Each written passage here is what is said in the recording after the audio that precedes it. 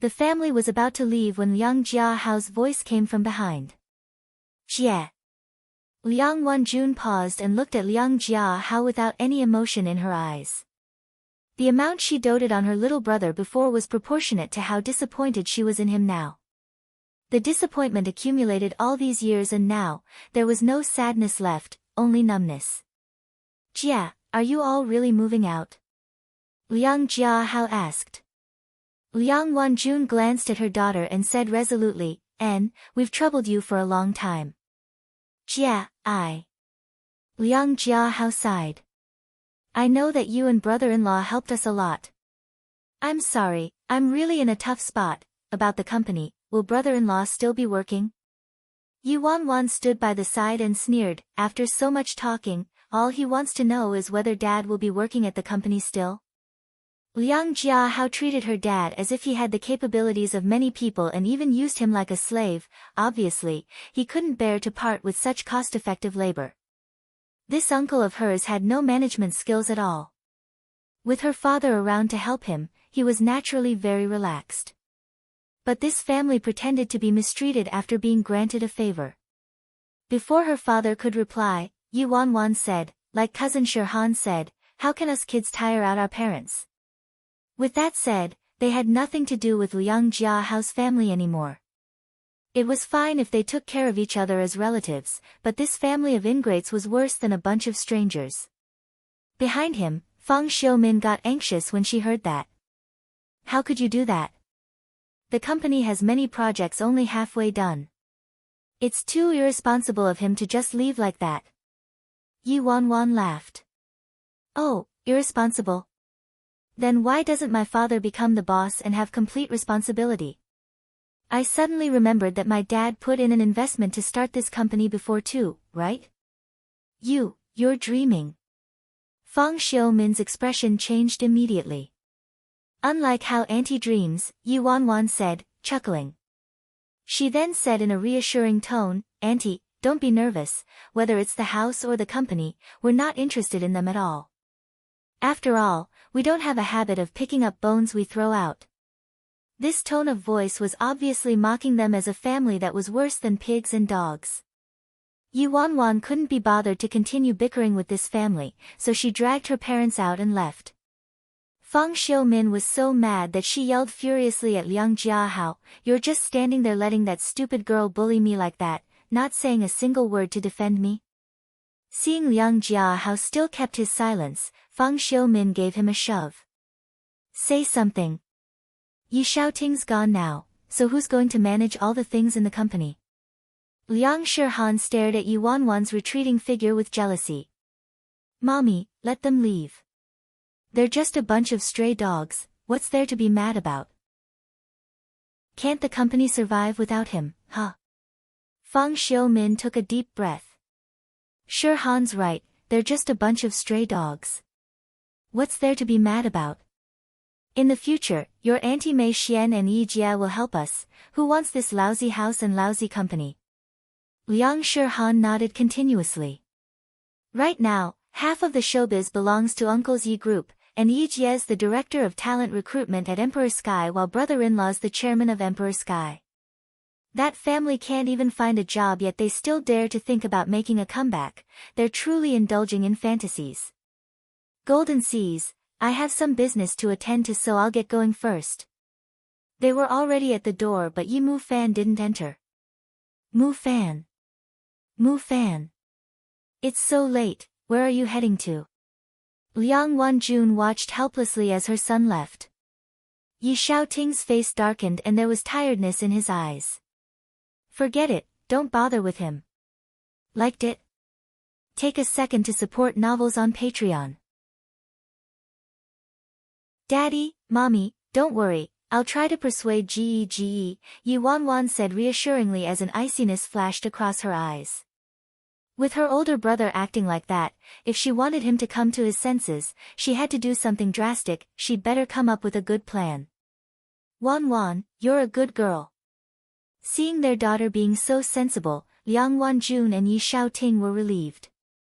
The villa had a specialized housekeeper who got someone to maintain the upkeep of the villa every month, so although it had been a long time since somebody lived in it, it was still very clean and tidy. The expensive furnishings in the house had been auctioned off, but the other items were still there. Yuan looked at this utterly familiar place and was misty-eyed. I'm finally home. Actually, they only lived in this little house before because it was located in a rare district, built on a very valuable piece of land, and her mother liked the surrounding neighborhood, so they hadn't moved after so many years. The house wasn't big, and since it was built many years ago, it was somewhat old. When she earned enough money in the future, she'd get them a better place. Yuan was afraid her parents would worry, so she didn't dare tell them about the things she did with Chu Hongguang. She only mentioned that she helped a friend when he was at his lowest and lent him some cash, so the house was gifted to her by her friend in order to repay her.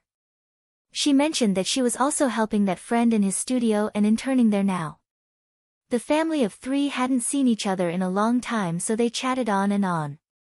Other than asking about her, Liang Wenjun and Yi Xiaoting also asked many questions about that ordinary and honest boyfriend. Wan, that person you like, is he this Yi Bai friend you're talking about?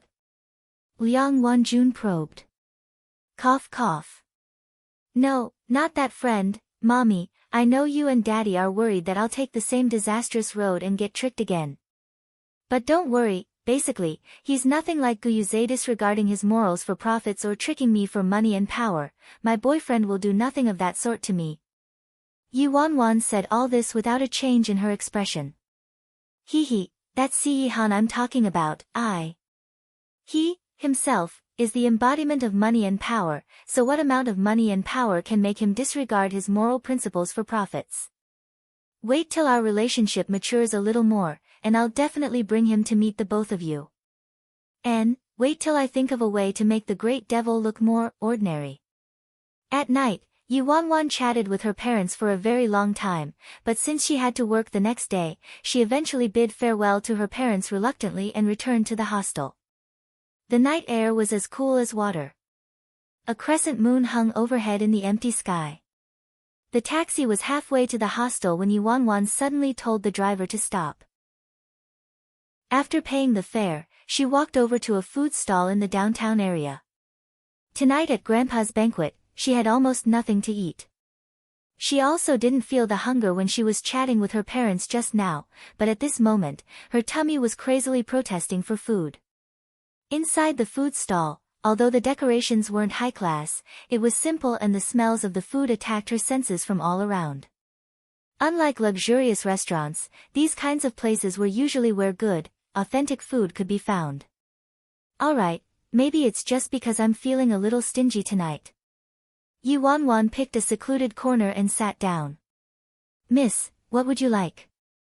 The boss was a middle-aged man and was startled when he got a closer look at the girl's appearance in the dark corner. He immediately put on a wide smile and brought the menu over.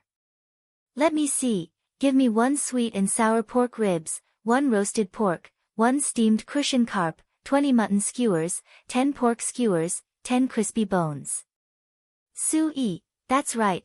My master would never disregard his morals for profits, he'll disregard his morals for love. Liked it? Take a second to support novels on Patreon. Yuan ordered quite a bit of food in one breath. She considered all this food a reward for herself. Furthermore, it wasn't very expensive to order so much at a place like this. The boss kept sizing Yuan up. Girls these days were usually on a diet, so he didn't expect to see someone act so unconventionally. Of course, as a boss, he really liked this kind of customer. Alright. Coming right up. The food stall was a little busy, so the boss didn't stay long and left immediately after taking Yuan's order. Yuan took out her phone and initially wanted to send a text to Si Han, but all of a sudden, a somewhat familiar voice came from behind her. Boss, get me 5 bowls of dumplings. Yuan looked to the side and saw a young man dressed in a tattered and old denim jacket walking briskly into the food stall. Nameless. Nye. Yuan was surprised.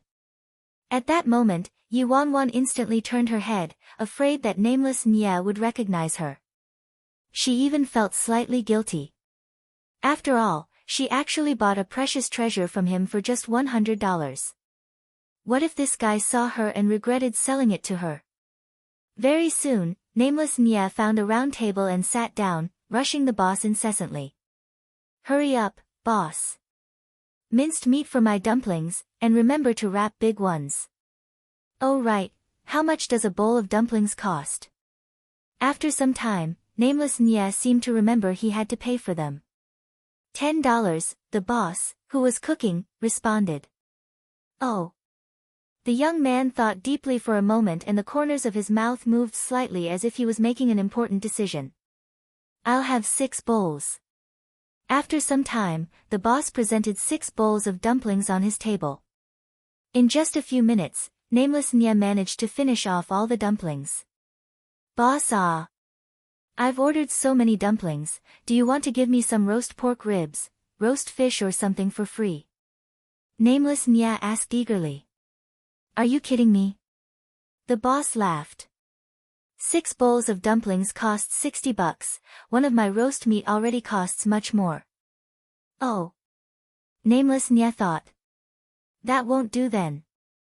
You should give me another 2 bowls of dumplings. The boss gave nameless Nya a sidelong glance, he probably couldn't be bothered to entertain him anymore. After nameless Nya spoke, another person entered the stall. This guy had a stocky build, his body was covered in dust, he was wearing a green construction safety cap, and both his eyes were sky blue. You'd know with just one look that he was a foreigner.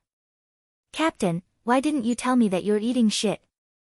The foreigner wearing the construction cap said seriously as he sat down in front of nameless Nya. Hearing that, nameless Nya's face changed slightly. Boss, I'd like to eat shit, give me some shit. The foreigner friend turned to the boss, speaking in his very out-of-practice Mandarin. Not far off, Yuan just started devouring her food and after she heard the conversation, she spat out the rice in her mouth instantly. Are you insane? Coming to my stall to eat shit? Why don't you go to the toilet if you want to eat shit? The boss stared at the foreigner, completely speechless. No, boss. My friend's Mandarin isn't great, he said that he wants shit, actually, he meant rice. Nameless Nya pulled the boss to one side, explaining softly. Boss, get me some shit, not too expensive but it has to taste great. The foreigner stroked his chin innocently.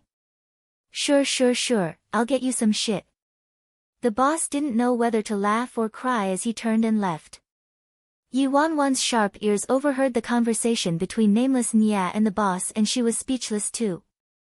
She reckoned that the foreigner had been fooled by nameless Nya who probably told him that the word shit meant rice.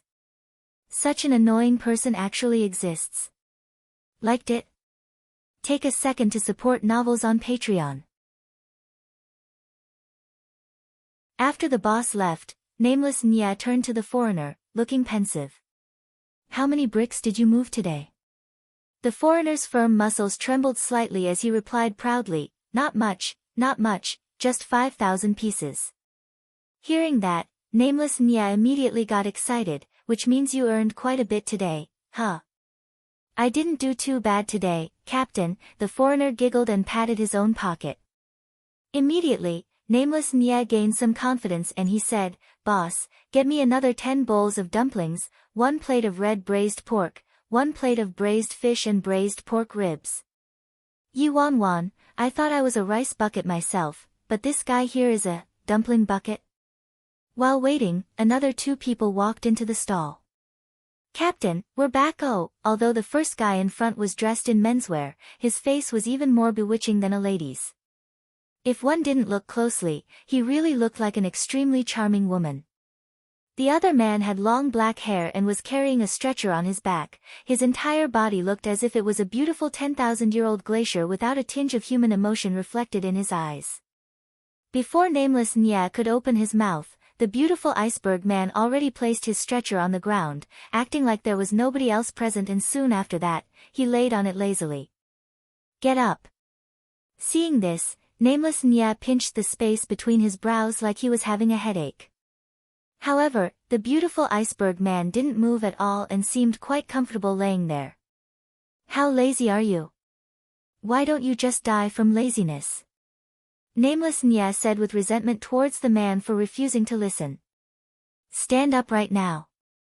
Nameless Nya shouted coldly. Seeing that Nameless Nya was angry, the beautiful iceberg man slowly sat up grudgingly, moving from a sleeping position to a sitting position. Your father wants you to stand up, not sit there paralyzed. Nameless Nya yelled, almost at his breaking point. Hearing that, the beautiful iceberg man kept silent for a long time but nevertheless listened to Nameless Nya. He held his stretcher and stood up. Captain's so cool. You're so handsome even when you're mad. I haven't seen Captain for several days already and I really miss you. Oh, did you miss me? The bewitching man next to the beautiful iceberg man nestled into Nameless Nya's embrace. Get lost, Nameless Nya said, irritated. Captain, you're so naughty. The boy sat upright obediently. He turned to the long-haired iceberg man and blinked. Hubby, you won't be jealous, right?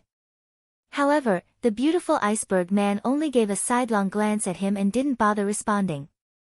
Seeing that the beautiful iceberg man was silent, the bewitching man looked hurt. Hubby, say something. Your expression's been so cold the whole day, it really hurts my heart. Hubby, say something, I really want to hear that voice of yours, that voice which makes people's hormones spike off the charts. Watching this scene, Wan, who was sitting at a nearby corner, was so stunned that the braised meat from her mouth dropped out. What the hell, what a complicated relationship. This bewitching man was flirting with Nameless Nya, yet he called another man his hubby. Hubby, just say one word, alright. The bewitching man persisted.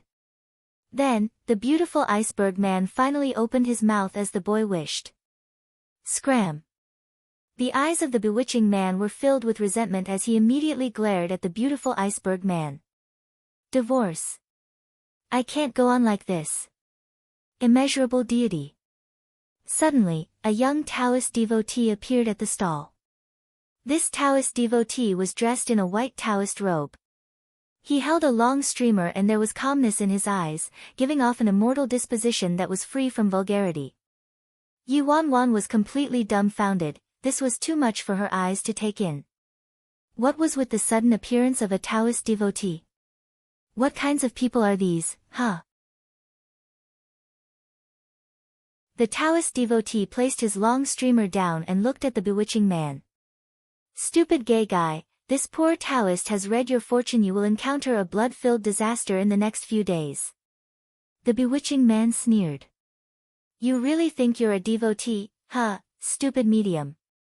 When the devotee heard that, his charming face changed and a dark, evil smile surfaced. You're courting death. Oh, try me. The man shot a flirtatious glance over. The luster in his eyes was as sharp as the tip of a knife, morphing him into a completely different person from before. Hua, he destroyed an entire nation already. I think you'd better not try him, the foreigner reminded him with good intentions. Ha! Just him. The bewitching man who went by the name Hua hugged his belly and roared out in laughter. He was about to say something when Nameless Nya rapped on the table with his fingers. Shut up, everyone, Nameless Nya said, annoyed. The moment Nameless Nya said that, the foreigner, bewitching man and the young Taoist devotee turned quiet instantly. Even the beautiful iceberg man looked at Nameless Nya seriously. Nameless Nya's eyes swept across all four of them before he cleared his throat and said coldly, our team is called God of Death and Dusk. The four of them yelled at the same time. Our slogan is... Nameless Nya continued. Nothing's nicer than dumplings, nothing's more fun than sister-in-law. Captain eats dumplings, we play with sister-in-law. Captain, I don't want to play with sister-in-law. I want to play with you. The bewitching man suddenly moved closer to Nameless Nya. However, before the gay guy could approach him, he was frightened off by Nameless Nya's icy glare. Continue with the slogan. Nameless Nya dictated. Immediately, the four of them looked at each other and played a beat with their palms as they chanted, Captain of the God of Death, talented and suave, Cool cool cool cool, strong strong strong strong. Everyone's very honest, I feel relieved as your captain. Nameless Nye nodded, satisfied. Outside the stall, the boss seemed dumbfounded as he sized up the 5 people inside. And in the corner, the roast meat that Yuan picked up with her chopsticks fell onto the table once again with a plop. Multi-level marketing organizations these days were becoming more and more exotic. How could they even manage to shout such a shameful slogan? They're all such tools. Not long after, the boss brought their dishes out and left. After that, the little devotee carried over a carton of beers. The few people looked at the feast in front of their eyes and raised their chopsticks eagerly. Presumptuous. Put down the chopsticks. The rule in our team is that whoever's the most handsome shall eat first, the bewitching man suddenly bellowed. Hearing that, the little devotee and brick-moving foreigner sighed before withdrawing their chopsticks they'd extended. Nameless Nye crossed his legs and picked up a piece of braised pork unhurriedly, then put the entire piece into his mouth and spoke incoherently, "Dumplings are still the best." Seeing that their captain started eating, the others swiftly picked up their chopsticks. Half an hour later, there was only half a carton of beer left. Nameless Nye gave a languid look and his gaze swept across his men. "Any updates?" "Still don't have any definite news," the bewitching man said. "Captain, we're still investigating and will need more time," the devotee said. The beautiful iceberg man shook his head, indicating that he didn't have any updates. "What about you?" Nameless Nye turned to the foreigner friend who moved bricks. The foreigner replied honestly after swallowing the roast meat, "Captain, I've been moving bricks to make money the whole day. I didn't have time to investigate at all." A tinge of impatience appeared in Nameless Nye's brows. "I'll give you guys another 3 months, you must find the person I'm looking for." "Captain, don't worry, we'll definitely complete our mission," the other 4 people chorused. Yuan, who was still in the corner, clicked her tongue and thought in her heart, who exactly is this group of people looking for? Could it be someone who owes them money? Liked it? Take a second to support novels on Patreon. After he had eaten and drunk to his heart's content, Nameless Nye stood up. "Boss, Bill." The boss immediately walked to them and said, "For 75. Hearing that, Nameless Nye nodded and looked at the 4 people. The 4 people also turned to look at Nameless Nye. "Where's the money? Pay up." Nameless Nye demanded. "Oh." The bewitching man pulled out a stack of notes from his pocket, mostly 50 cents and $1. After Nameless Nye counted carefully, it only totaled up to $20-something. The devotee pulled out 2 brand new $10 notes unwillingly. "What about you?" Nameless Nye looked at the beautiful iceberg man. "Captain, have you forgotten? My hubby and I are partners. My hubby pretends to be a dead man while I weep. This money is our shared income." "Oh," the bewitching man cast a flirtatious look at him. Yuan, who had been observing this interaction, selling his body to bury his husband? This money-making scheme is amazing. Fuck. Nameless Nye slammed the table and pointed at the 3 of them. "The 3 of you are useless garbage. You guys barely even made $50 today altogether. Business isn't good these days. Only one person came to see his fortune today, and he even called me a fake and didn't pay up. I just happened to pick up $20 on the ground while walking." The handsome and nefarious-looking devotee sighed. "Don't give me excuses." Nameless Nye waved his hand and interrupted him, then pointed to the brick-moving foreigner and said, "Look at little sweetie eyes in Youre. He moved 5,000 bricks in one day and made so much money. Look at the rest of you, acting like a corpse, acting like a psychic, you can't even earn $50. How embarrassing and shameless." "Pfft, little sweetie eyes in Youre, every time I hear this name, I get goosebumps." The handsome and nefarious-looking devotee discreetly turned to the brick-moving foreigner. "Captain, why are they all laughing at the name you gave me? What exactly does little sweetie eyes in Youre mean?" The brick-moving foreigner was unhappy. Cough cough. Nameless Nya turned to the brick-moving foreigner and spoke with much sincerity. Little sweetie, Youre means very bold, powerful, and aggressive. They're laughing at you because they're not worthy enough to have this name. Hearing his explanation, the brick-moving foreigner nodded and said seriously, Captain, I like this domineering name. Wait till I earn more money, I'll treat you to eat shit. Nameless Nya, that's alright. Little sweetie. Youre. Yi Wanwan's face was completely blank. What kind of weird name is that? Are you guys done or not? The boss standing by the side was getting impatient. These lunatics don't have the money to pay up. Please take note of your tone and attitude while speaking to our captain. A cold glow flickered in the devotee's eyes. Oh, coming here to dine and dash, yet you're still acting all high and mighty? A cleaver appeared in the boss' hand out of nowhere. Boss, don't be rash, Nameless Nya waved and turned to the foreigner. Little sweetie, take the money out. Hearing this, the foreigner nodded and took out a note from his pocket. And? Take them all out. Nameless Nya laughed when he saw the $10 note in the foreigner's hand. Captain, that's all, it's all here, the foreigner replied with extremely out-of-practice Mandarin. That's all? Nameless Nya was stunned. Didn't you say you moved 5,000 bricks? Yes, it's all here. The boss said that moving 5,000 bricks would only earn me this much, the brick-moving foreigner said. Liked it? Take a second to support novels on Patreon. You moved bricks for an entire day and the boss only gave you $10? Nameless Nya tried to prevent blood from spewing out. Move more bricks next time, move 100,000 of them. Alright, Captain. The foreigner nodded continuously. Captain, have you earned any money today? The devotee asked curiously. TSK, earned any money? The corners of Nameless Nya's mouth moved upwards. He put his hand into his shirt and fished out a $100 bill proudly. Seeing the great $100 bill in Nameless Nya's hand, the four of them immediately lined up in a row and chanted, Captain of the God of Death, talented and suave, cool cool cool cool, strong strong strong strong. Captain's amazing, I want to give the captain a lovely kiss. The bewitching man grabbed hold of Nameless Nya. He was brushed away with one tight slap. Yi Wanwan looked at the $100 in Nameless Nya's hand.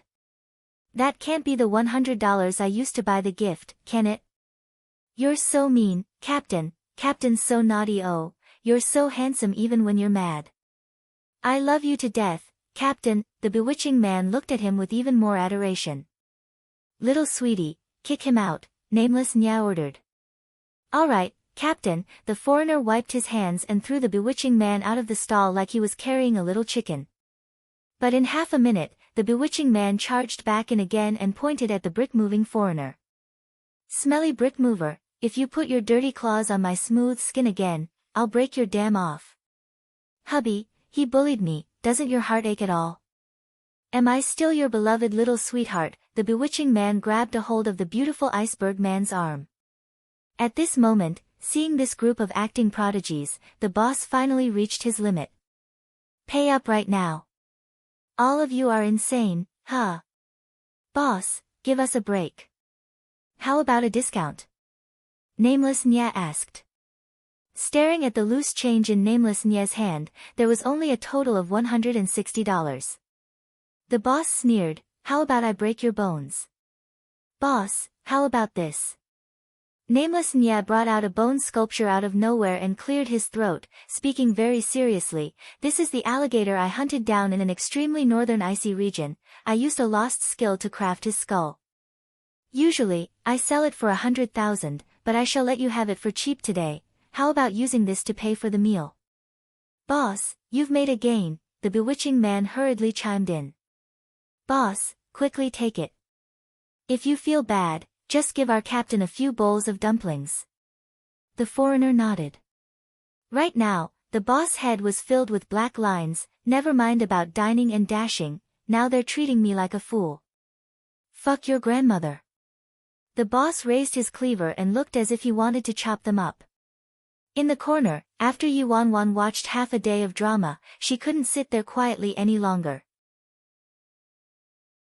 She coughed lightly and walked over. Then she took out $300 and placed it next to nameless Nye. I'm lending this to you. Get lost quickly, don't hurt my eyes anymore. Miss Famous Yi, what a coincidence. Nameless Nye was slightly taken aback. He tightly grabbed the $300 that Yuan placed on the table. At that moment, the man dressed as a devotee stared at Yuan and his eyes glistened. Captain, where did you meet this little beauty? She's a customer at the booth, her name's Famous Yi. We have an affinity, let alone this name of hers. Nameless Nye rubbed his chin. Yuan was speechless. I simply made up that name and he took it for real. Captain, you're a legend in this world, yet today, you had to rely on a girl to save you. The nefarious-looking devotee lamented bitterly. Liked it? Take a second to support novels on Patreon. Stop talking nonsense. Nameless Nye was slightly annoyed. Whoever earns the least this month will have to get lost to Africa to carry out a task for me. No. I just want to eat my life away and wait for death. The devotee shook his head vehemently, terrified. There were only a few days left until the end of the month and he'd earn the least for sure. TSK, the most powerful Taoist devotee in the East with a kidney defect who could make one turn pale just by the mention of his name, now actually wants to eat his life away and wait for death. It's godly Taoist devotee. The devotee's face was rigid as he corrected nameless Nye. Seems like kidney defect suits you better, the bewitching man ridiculed. Stupid pervert, I once destroyed an entire nation single-handedly, are you sure you want to talk to me in this way? A cold light flashed in the nefarious-looking devotee's eyes. Oh, that's right, you scared me, it was just a little aboriginal country and there were only a few of them, what fierce abilities you have. The bewitching man burst out in laughter. The breaths of the nefarious-looking devotee quickened as he sneered, no matter how many of them were there, it was still an independent country. Yuan swallowed her spit and stared at those people, speechless. She even started getting goosebumps. I've met people who love to brag but not to this extent.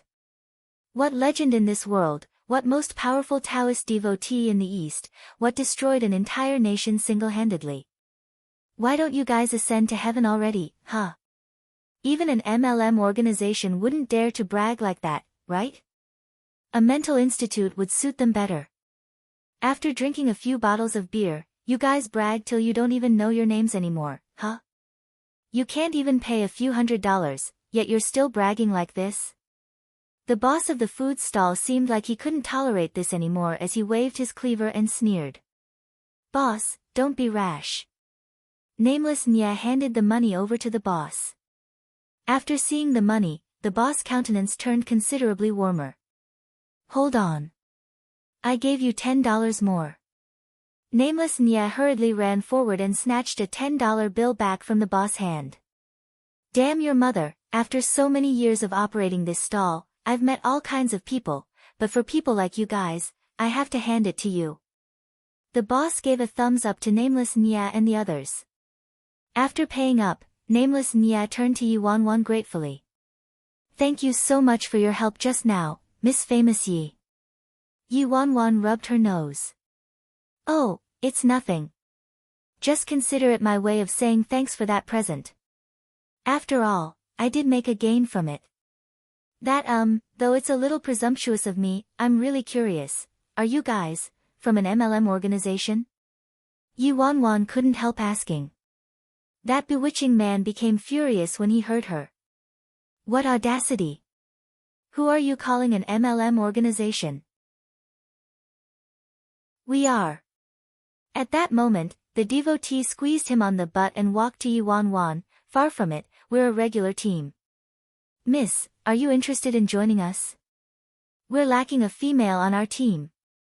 Especially a wonderful and talented one like you. Yuan, no, thank you, I don't know anything. I'm just a weak chicken who doesn't even have the strength to fight another chicken. I'm undeserving of being on this completely normal team. The devotee kept trying to persuade her, Beauty, you don't have to do anything, you can be the group's pet. We'll treat you so well. In order to express my sincerity, I can read your fortune for free. I see that there are red clouds around your face, rays of light emitting from your eyes. It's a lucky sign, you might have luck in your love life in the future. Yi Wan Wan, my ass. He's definitely a king among all swindlers. What lucky sign? Having luck in my love life is a great calamity to me, alright? Yi Wan Wan didn't even turn around and walked away instantly. Dazzling media, Luo Chen attracted everyone's attention the minute he stepped into the company. Those newcomers and interns who wouldn't even give one look to Luo Chen before were now all going up to him to greet him. Good morning, Luo Chen Ji. Morning, Senior Luo Chen. Congratulations, Senior. I saw the video posted on your Weibo, it's too cool.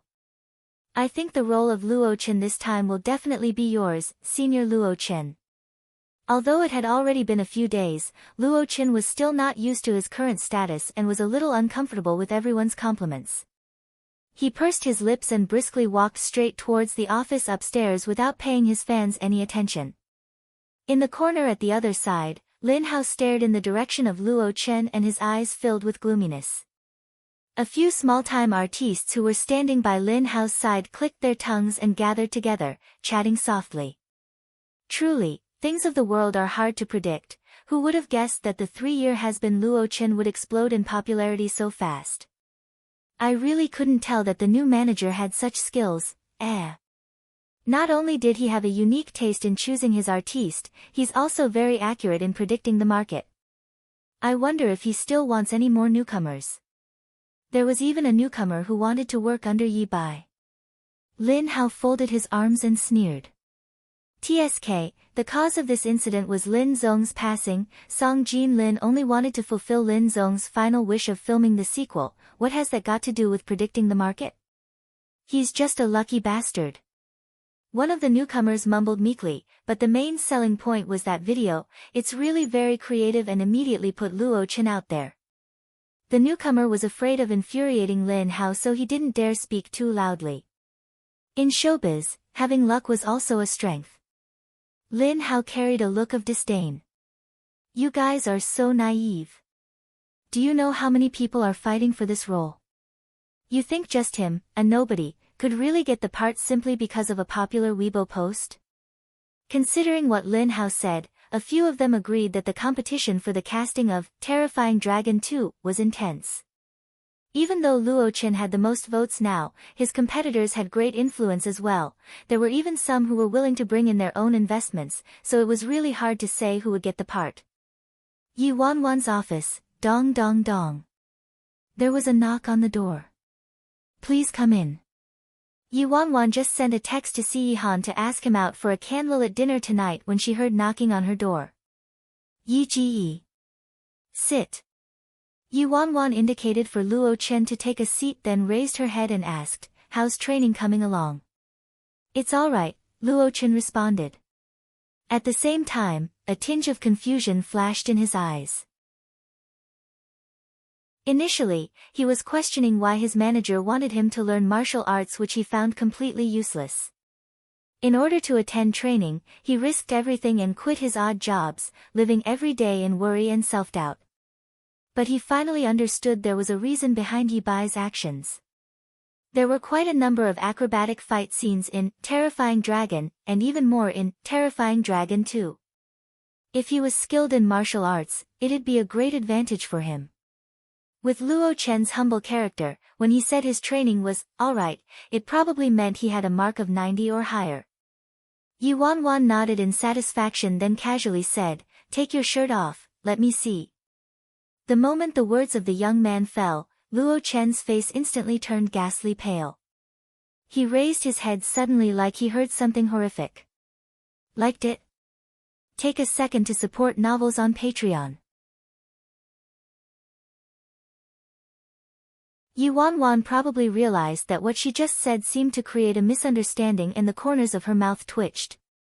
I'm just asking you to take your shirt off, you don't have to look like you lost your head, alright? Jia, watching you stripping is more risky, even my little heart is trembling in fear. She knew that because of what happened before, Luo Chen had his guard up and probably didn't fully trust her yet, but if he continued to be like this, it'd be very hard for her to continue working with him.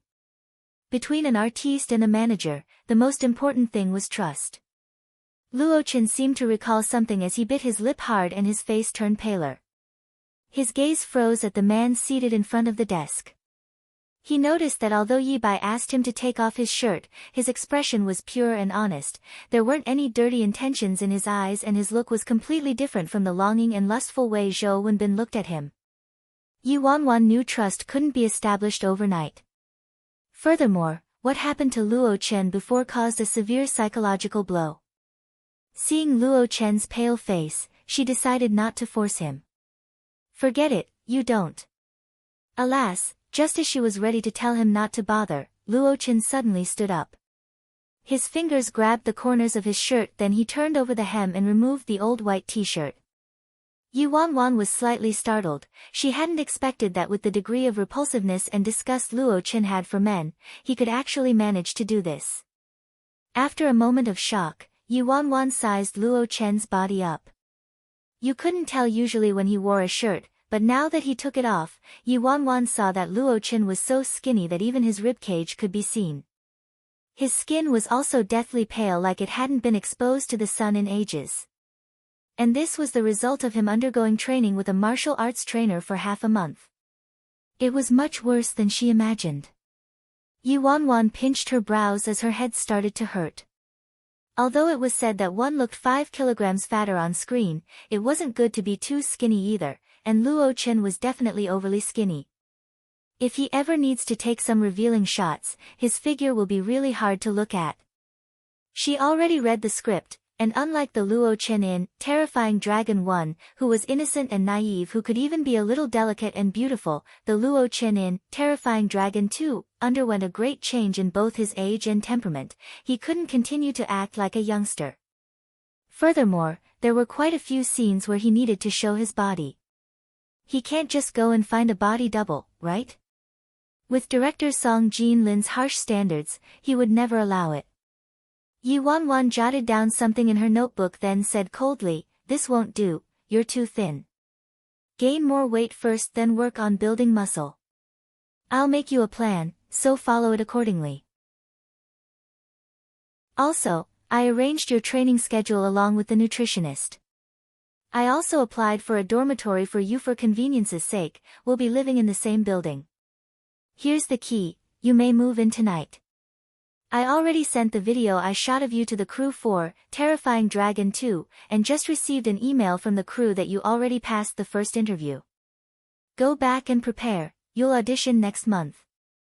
I live just above you, so you can come see me anytime if there's anything you need." Luo Chen listened blankly to Yi Bai talking all about his future arrangements in one breath and accepted the key with the words, Grandview Park, engraved on it. He was in shock for a long time before he regained his senses. He clenched his fists and nodded in silence. Liked it?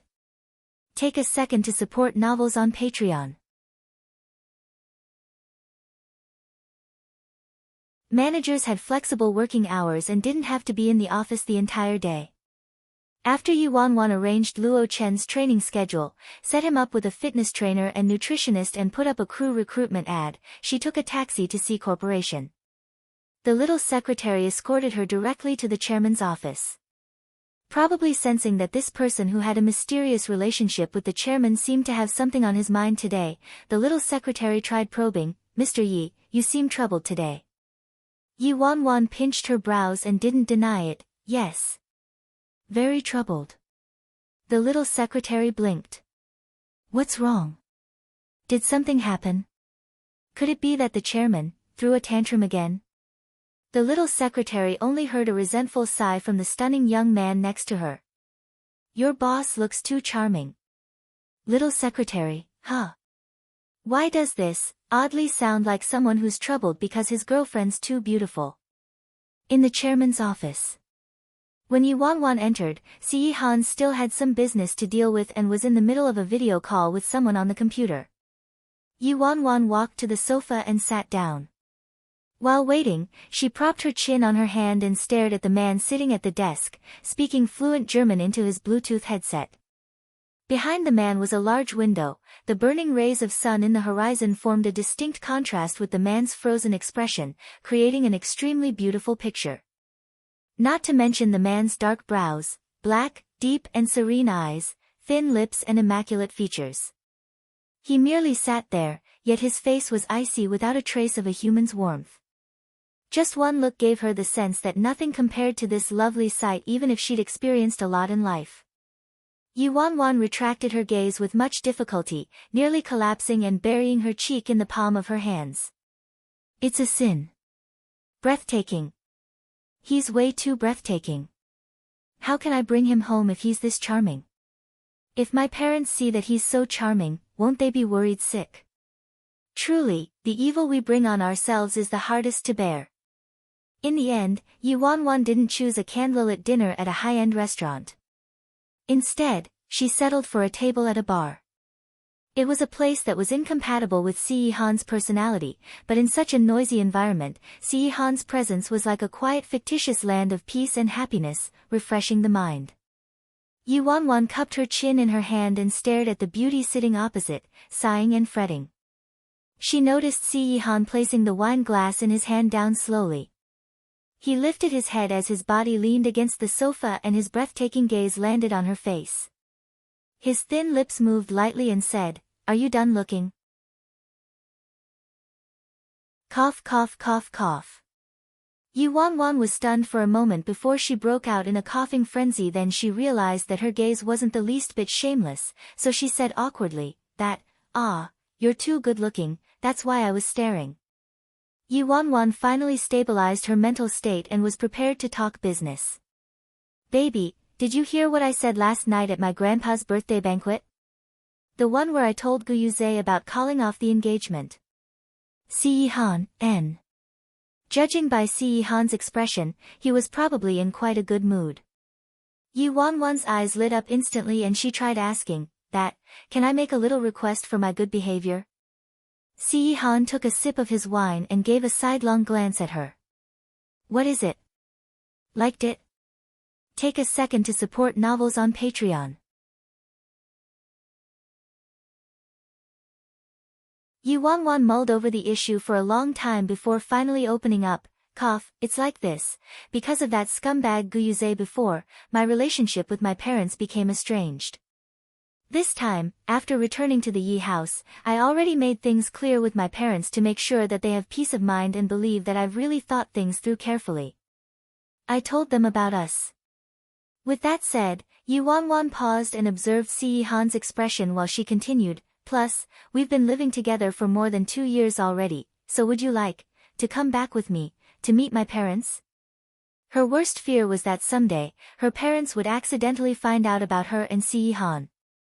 Considering Si-Han's attitude toward her parents, or if her parents found out that she was forced into this relationship, she didn't dare to imagine the consequences. So she had to find a solution that satisfied both parties before things got worse. If Si-Han was agreeable and willing to cooperate, that would be best. The moment Yuan said that, she inexplicably felt the surrounding noise completely filter out from her ears. All her attention was on his reaction. His fingers that were on the glass paused. The lighting in the bar was too dim, she couldn't really see Si-Han's expression clearly. Time went by, second by second. "You're not okay with it?" Seeing no reaction from him, Yuan lowered her gaze, looking desolate. "Si-Han, am I just a toy to you? You lock me up when you're unhappy, you let me out to fly a few rounds when you're happy. I know you don't really like me having close relationships with others, even my parents, but, with this attitude of yours, my parents might think that I've been abducted by bad guys, or even worse, they might think that I've been imprisoned and kept as a mistress." Si-Han's face darkened as he looked at her, airing more and more grievances like she was about to cry. "They're my parents and also your future in-laws. Were you just fooling around with me and not planning to get married this whole time?" After Si-Han heard the word, married, his icy expression changed slightly, then he finally said, okay.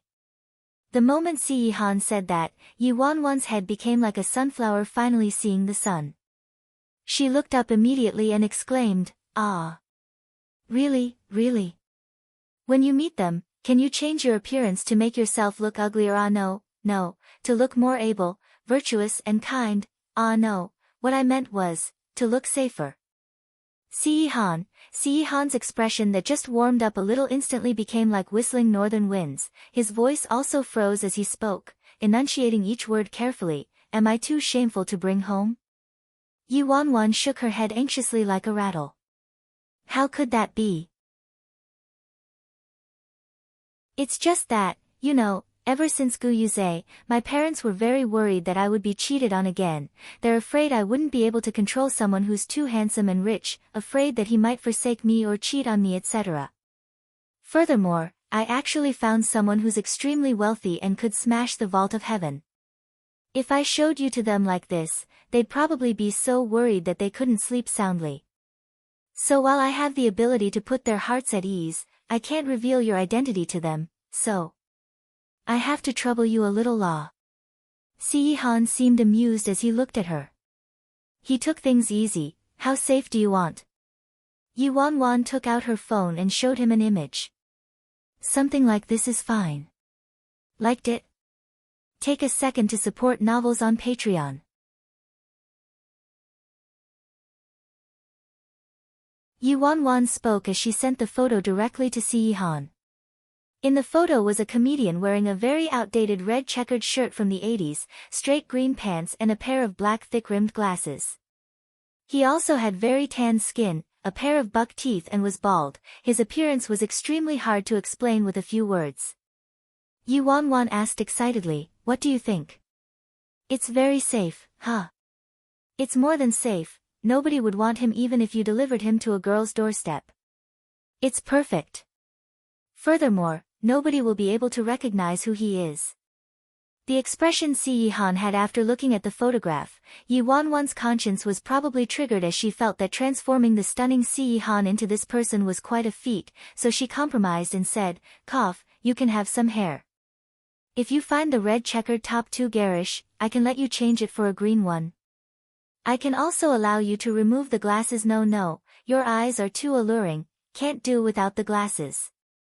Seeing that Si-Han's face was turning uglier, Yi Wanwan swallowed and said earnestly, baby, I really don't want this either, but this face of yours looks. Si-Han's face was frosty. Like I would cheat on you. Yi Wanwan hurriedly said, how could that be? Baby, I know how you feel about me. You didn't even mind when I looked so atrocious before. I'm just scared that my parents would be worried and say. Yi Wanwan's lips were almost torn apart from all her persuading, but negotiations still broke down. Grandview Park. After they returned to the apartment, Yi Wanwan was still unwilling to give up and gave one final attempt. Sweetheart, think of it this way, if you're very ugly yet you have a beauty by your side, people will definitely think you're a tycoon. Wouldn't that feeling be amazing? Wait, this is wrong, you're a tycoon in the first place. Yi Wanwan was in despair. After accompanying Yi Wanwan to her doorstep, Si-Han didn't have any intention to enter, so he turned and left immediately. Yi Wanwan panicked and blocked Si-Han's path abruptly, pushing him into her apartment. Why are you being so unreasonable? I dressed up horrendously for you so many times but you can't even do it for me once. Si-Han was pushed to the edge of the sofa. His eyes narrowed and he was about to make a move, but in the next second, he was suddenly blocked by Yi Wanwan, resulting in her acting like an evil tyrant pushing a young lady around. What if I said no? Si-Han asked faintly, his terrifying eyes tinted with frost. Yi Wanwan spent a second being charmed by this pair of beautiful eyes but was even more determined to not allow him to meet her parents with his real face. Thus she pushed him directly onto the sofa and pressed against his body with one knee. Today, you have to yield no matter what, even if you don't want to yield, you still have to yield. The moment Yi Wanwan said that, there was a clang. Following that was a pop. Two peculiar sounds came from behind her in succession. A bad premonition suddenly appeared in Yuanwan's mind as her back stiffened and she turned around. Then she saw Han Xianyu, who was in his pajamas and slippers, standing at the entrance. He was flabbergasted with a fallen box of canned beers by his side. The thing that made Yuanwan give up all hope was that the frail teenager next to Han Xianyu was actually Luo Chen. The poor child was completely dumbfounded, his script was scattered all over the floor. Fuck. What just happened? Liked it? Take a second to support novels on Patreon.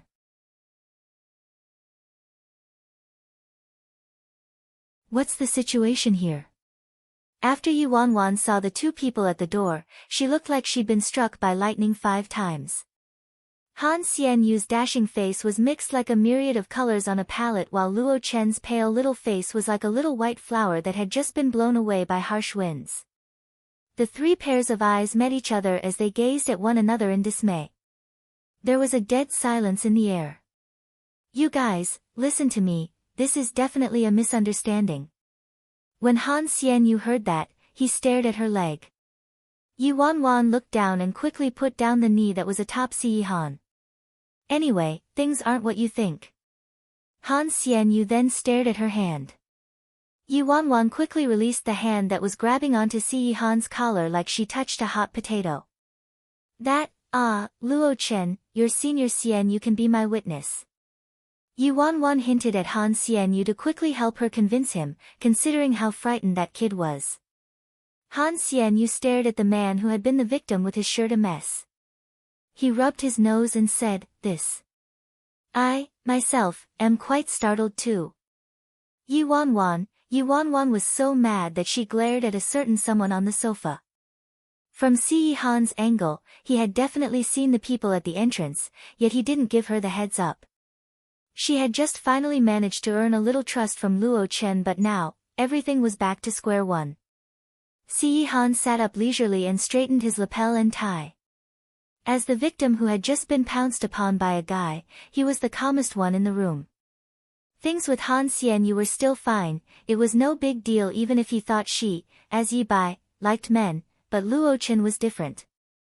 If Luo Chen thought she was gay, he'd no longer look at her straight anymore. Thus, Yuanwan poured all her attention on Luo Chen as she bent down and picked up the script scattered all over the floor before passing it to him. The moment she extended her arm, little sheep Luo cowered a little. Yuanwan shed tears in her heart. She forced herself to explain in a calm and collected manner, Luo Chen, let me introduce my friend to you, his surname Si. Just now, I was messing around with him because I had something I needed his help with and he wouldn't help me. It didn't scare you, did it? Luo Chen remained in a daze and stood there, his expression distracted and lifeless. All right, she already knew his answer. There was no other way. All Yuanwan could do was casually change the topic. Were the two of you looking for me? Han Xianyu coughed lightly. I met him on the way out and realized he was looking for you, so I brought him here. At that moment, Luo Chen stammered, nothing much. I just wanted to talk to you about the script, since you have a guest here, then, another day, perhaps. Luo Chen finished speaking, so he eagerly turned around and ran away. When he ran out, he accidentally bumped headfirst into the door with a loud bang. Yuanwan looked at the shaking door and covered her face in silence. Oh God, why must I be training a little sheep? Everything's been ruined just like that, now I have to redo. Han Xianyu coughed lightly and secretly peeped at the indifferent man adjusting his lapel, then turned to Yuanwan and said in a low voice, you went too far this time, even I was so startled that I almost misunderstood, not to mention that little kid. Yuanwan's face darkened. Don't mention it. I just wanted to ask if there was any way I could fix this.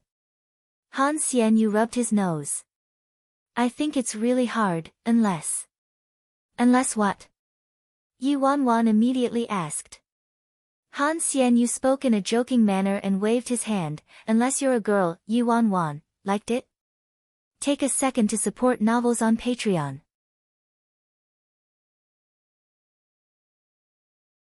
Unless I'm a girl. Damn it, I am a girl, I'm a girl who likes guys, alright? But the problem is that if other people find out I'm a girl, how would I deal with my broken agreement with Si-han? Compared to the little sheep Luo Chen, it was obvious that the great devil was a more thorny problem. So my identity as a woman must never be revealed. She could only think of another way to explain things to Luo Chen.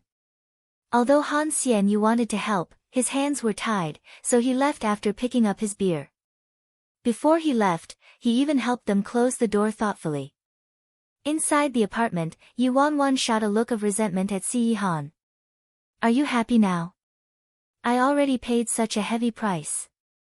Si-han's slender and long body sat on the sofa, his deep and unpenetrable eyes gazed at her. You think I really mind being ugly? Being stared at by those eyes, Yu Wanwan subconsciously asked, then, what else is it? Si-han didn't say a word, but the way he looked at her made her feel a sense of coldness and desolation, like her surroundings were barren. This cold and distant man who seemed to have no human emotions was giving her a sense of loneliness and solitude. Yu Wanwan looked at the silhouette of the lonely man and her heart ached slightly. All right. She had to admit, the reason why she wanted him to meet her parents wasn't because their relationship was maturing, but it was to mellow out his attitude towards her parents. She was afraid that he might do something that would harm her parents. She knew that ever since being reborn, she hadn't had a sense of security and had never genuinely opened herself to others. However, with such an unequal relationship, how could she have no reservations? Even after she was just reborn, she considered just enduring things till Si-han died, then she would be freed and liberated. She remembered that Si-han's health had never been good, he already started to have all sorts of complications around this period of time, and during the year when she and Si-han got a divorce, it was as if the oil in Si-han's lamp dried up, leaving not much time for him to live. She clearly remembered that when Si-han was signing the divorce papers, he couldn't even hold the pen properly. After she left Si-han, she heard about his critical condition in newspapers and gossip. Although Si-han already had a bundle of health issues, she couldn't deny that her meddling accelerated his death.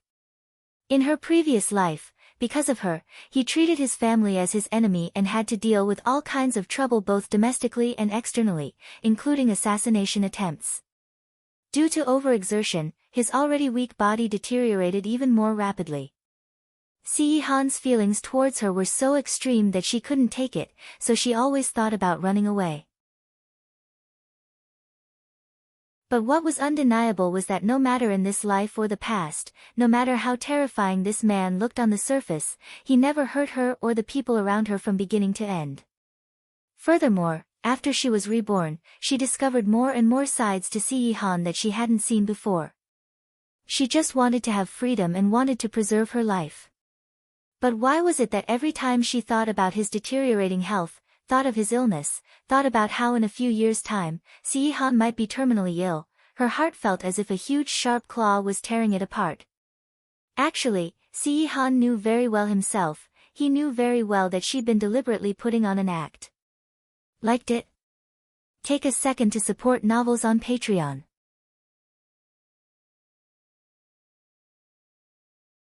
That's right, given how shrewd he was, how could he not see right through her thoughts? At first, she thought Si-han was just treating her like a pet he cared a lot for. She assumed he didn't really mind whether she was loyal to him and only needed her to be well-behaved and obedient. And this man didn't know how to express himself, so she never thought too much about it. However, when Si-han looked at her and said, "You think I really mind being ugly?" she felt an inexplicable feeling of sadness and disappointment towards this man. An unmeasurable amount of time went by and Yu Wanwan was still lost in thought when his low and hoarse voice rang out, "I'll go." After Si-han said that, he stood up and walked towards the door. Then, just as he was about to push the door open and leave, something tightened around his wrist. Yu Wanwan had subconsciously followed behind him and she pulled at the edge of his shirt. "Thank you." Si-han didn't say a word and remained expressionless. The second Si-han was about to take another step to leave, Yu Wanwan suddenly said, "Why don't you stay the night?" Si-han's eyes flickered for a moment, then he lowered his gaze and looked at her. Yuan saw he didn't move, so she pulled his hand and led him back inside. Your dark eye circles look darker again. When it's convenient for you, try to come over and stay over more. Whenever I have no work to attend to, I'll head back to Jean Garden to see you. Sensing that Si-Han was staring at her, Yuan said, What's the matter? Don't you sleep better when you're with me?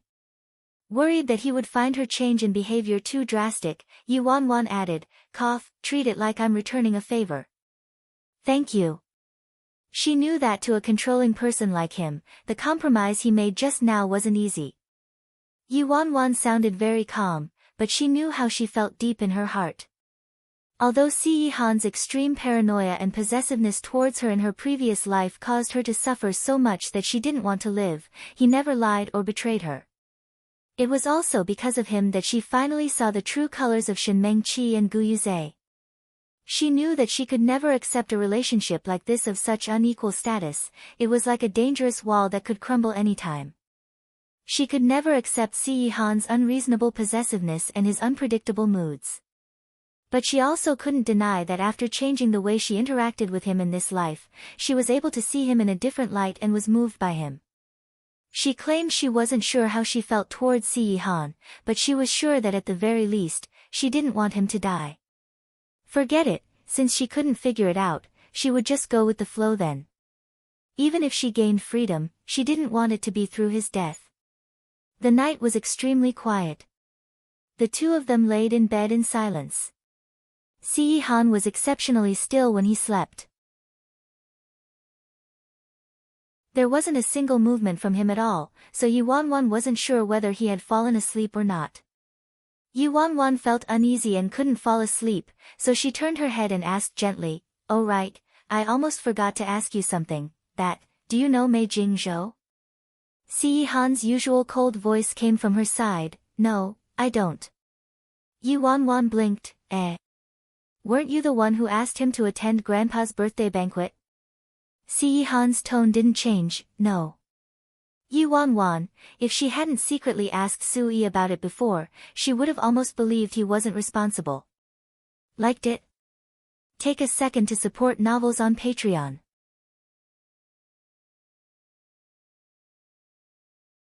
The next morning. After Si-Han left, Yuan gave Sui a call. Hello, Miss Wan. Sui felt a little weird when Yuan called him so early in the morning.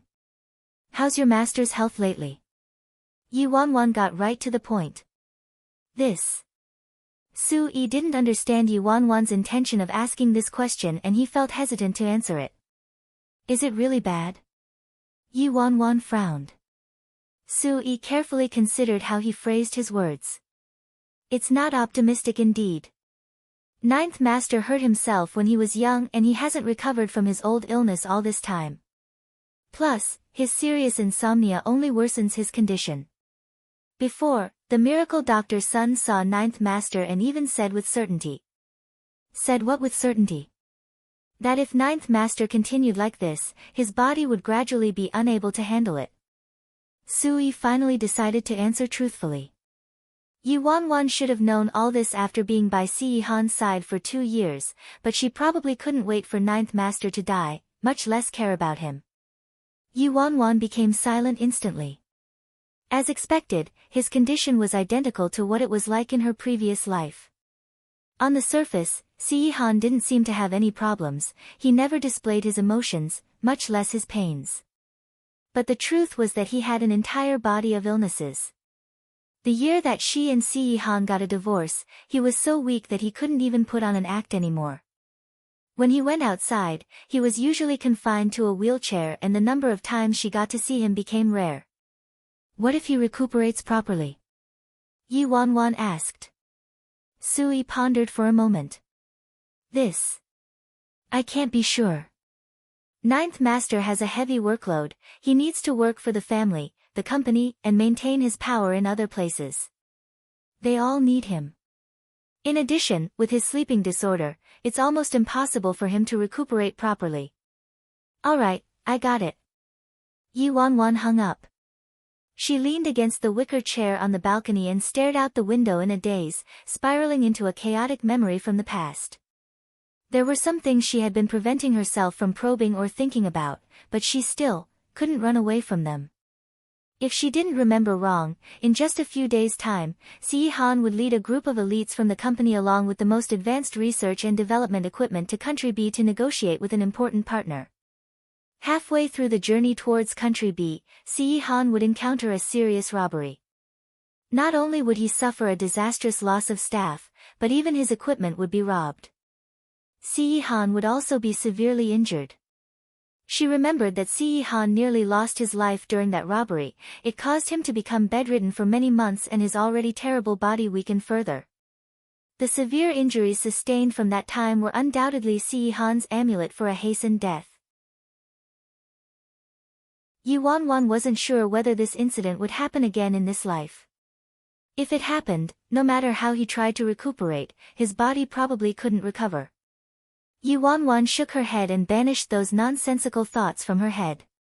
Maybe things will be different in this life. Furthermore, she hadn't heard about Han planning to go be country anytime soon. The next issue she had to worry about was Luo Chen. Youre sighed again, then she took out her phone and called Luo Chen. In the end, nobody answered. After she called the second time, still nobody answered, but Luo Chen sent a text to her telling her that he was in training and couldn't take her call at the moment. Seems like he really was scared. Forget it, I'll just let him calm down first. If he was triggered by this little thing, everything she'd done up till now had all gone to waste. Youre studied the script by herself the entire day, and before she knew it, it was already night time. Her phone rang. It was a text from Han telling her that something came up at the company and she didn't have to wait for him for dinner. Youre stared at the text and frowned. Working late again? Liked it? Take a second to support novels on Patreon.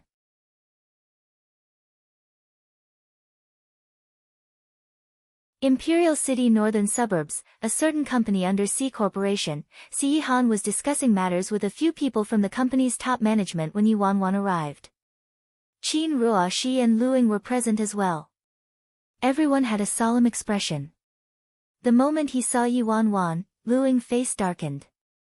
Although the other higher-ups were very curious about Youre, they guessed that she was the darling pet of their boss that they heard so much about.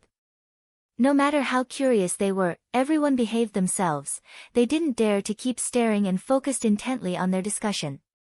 As for Qin Ruoxi, when Youre entered, she nodded politely and continued her report in a composed manner. Han's desk was piled with all sorts of documents, but the lunchbox sitting at the corner of his coffee table didn't appear touched at all. This guy has a whole body full of illnesses, and his stomach's also extremely weak, yet he still torments his body like that. Seeing her sudden arrival, Han motioned for her to find a place to sit and wait for a while. Youre didn't move. She pursed her lips and looked at him. You haven't had your dinner? Han appeared like he hadn't expected her to come down just to ask this question. Need to settle an important issue. Yuan's face turned gloomy. Which issue of yours isn't important? No matter how important the issue is it more important than your life? Han noticed she didn't look happy, so he took out a laptop from the drawer and passed it to her. Go play with it for a while. Yuan's face turned even darker. I'm not playing. I'm not here to play. Han didn't shun this woman no matter how important this issue was, and he even allowed her to sit in on such a classified meeting. She even threw a tantrum in front of everyone, so Lu Ying's face turned so ugly that it was on the verge of exploding. Su Yi wiped his sweat and kept his eyes on Lu Ying in case he couldn't control his violent temper. Qin Ruoxi still maintained a gentle and natural expression as she smiled and said, Miss Yi, don't be angry, Director C really has some important matters he has to discuss with us now. He'll be with you once he's done. Yuan had a shadow of a smile as she glanced at Qin Ruoxi being considerate, trying to help Han out. Yuan didn't bother with her. She took the laptop and went to the sofa. Han's meeting went on for a long time, so Yuan could do was use the laptop and read the news. During that time, her phone vibrated. It was a WeChat message from Han Xianyu. Han Xianyu sent a few photos to her, asking her which was better looking. Yi Wanwan scrolled through and chose one of the pictures. This one, you look better on your left profile. Many stars had a nicer angle, and each time they were in front of the media, they deliberately showed that angle. For Han Xianyu, his left profile looked nicer. Han Xianyu replied with an okay. Then Yi Wanwan swiped through a web page and saw that Han Xianyu posted a Weibo. Someone said my left profile looks better. The attached picture was the one Yi Wanwan chose. Sounds of sucking up appeared in the comments section. Ah! Oh my god! My husband finally posted a selfie. I was waiting to the death for this. Handsome, handsome, handsome. Hubby looks good from every angle. Someone? Who's that someone? I smell adultery. Yi Wanwan swiped through Weibo distractedly while glancing in Si Han's direction from time to time. Seconds and minutes went by. Half an hour had passed in a blink of an eye, but Si Han and the others didn't appear like they were finishing anytime soon. When she thought about Si Han's frail body, Yi Wanwan furrowed her brows even tighter as her fingers rapped on the armrest of the sofa impatiently. Another 20 minutes passed and the needle was pointing straight at 9 p.m. Her fingers rapping on the armrest stopped as Yi Wanwan stood up, took the cold lunchbox from the coffee table and walked towards the lounge in the room. Liked it? Take a second to support novels on Patreon.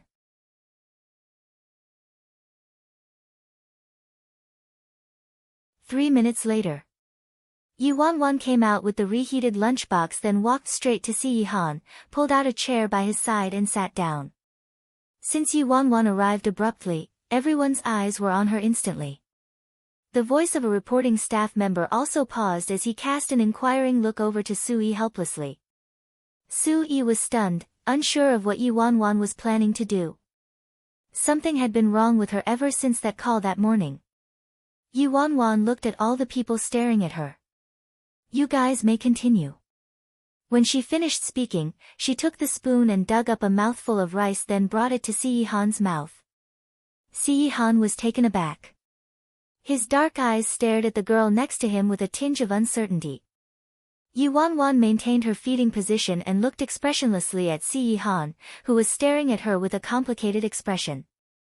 She said, you only spoke 8 times throughout this 1 hour anyway, a total of 47 words, simply eating wouldn't affect your discussion, right? Seeing that Si Han didn't move, Yi Wanwan moved her spoon a little closer, giving him a look that read, if you don't eat it, you'll die. Si Han stared at the girl's unhappy little face and was silent for a long time before he finally opened his mouth obediently. Yi Wanwan's face, which looked upset at the beginning, now turned slightly warmer. The others in the office looked at their boss being fed by a beauty and were left speechless. It doesn't affect our discussion. The problem was that they were going blind from this display of affection. The calm and composed Qin Ruoshi looked at Yi Wanwan, who was feeding Si Han at this moment, and her expression finally shifted slightly. She said, I was negligent and forgot that Chairman Si hadn't had his dinner yet. Luing scoffed, his eyes filled with detest. Coming all the way here to do this, who are you putting on a show for? Are you announcing your sovereignty? After Sui heard what Qin Ruoshi said, his eyes shifted. Why does Miss Ruoshi sound like, it was because of her negligence that caused Ninth Master to miss his meal? The truth was that his master was a total workaholic. Once he started working, he wouldn't allow anyone to interrupt him, even Miss Ruoshi. Miss Ruoshi was very clear on his master's taboo, so she knew very well not to interfere too much. But right now, Yi Wanwan actually dared to interrupt his master's important discussion and even started feeding him. And master doesn't seem to be upset. Cough, everyone, please go on. After Sui indicated for everyone to continue, they finally returned to their senses and quickly got back into the swing of things and continued giving their reports. But now, they couldn't help but discreetly look up at the two lovebirds from time to time. Seems like it's true that Ninth Master really pampers that woman to the heavens. Since when did we ever see such a humane side to our otherworldly boss? Initially, they felt that Boss and Miss Chin made a good pair, but now, comparing the two of them, these lovebirds looked more like a couple in love, right? Boss and Miss Chin seemed to be just colleagues. The profit of last quarter was. Chin Roa. She was giving her report, but halfway through, she saw that Yi Wanwan was feeding Si Han a piece of celery and she subconsciously blurted out, "Chairman Si doesn't eat celery." Liked it? Take a second to support novels on Patreon.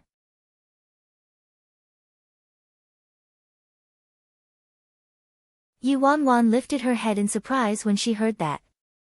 Si Han doesn't eat celery. In the corner, Luing sneered, "She doesn't even know Master's eating habits." "You don't eat celery?" Yi Wanwan looked at Si Han. Si Han glanced at her and replied casually, "N. Oh.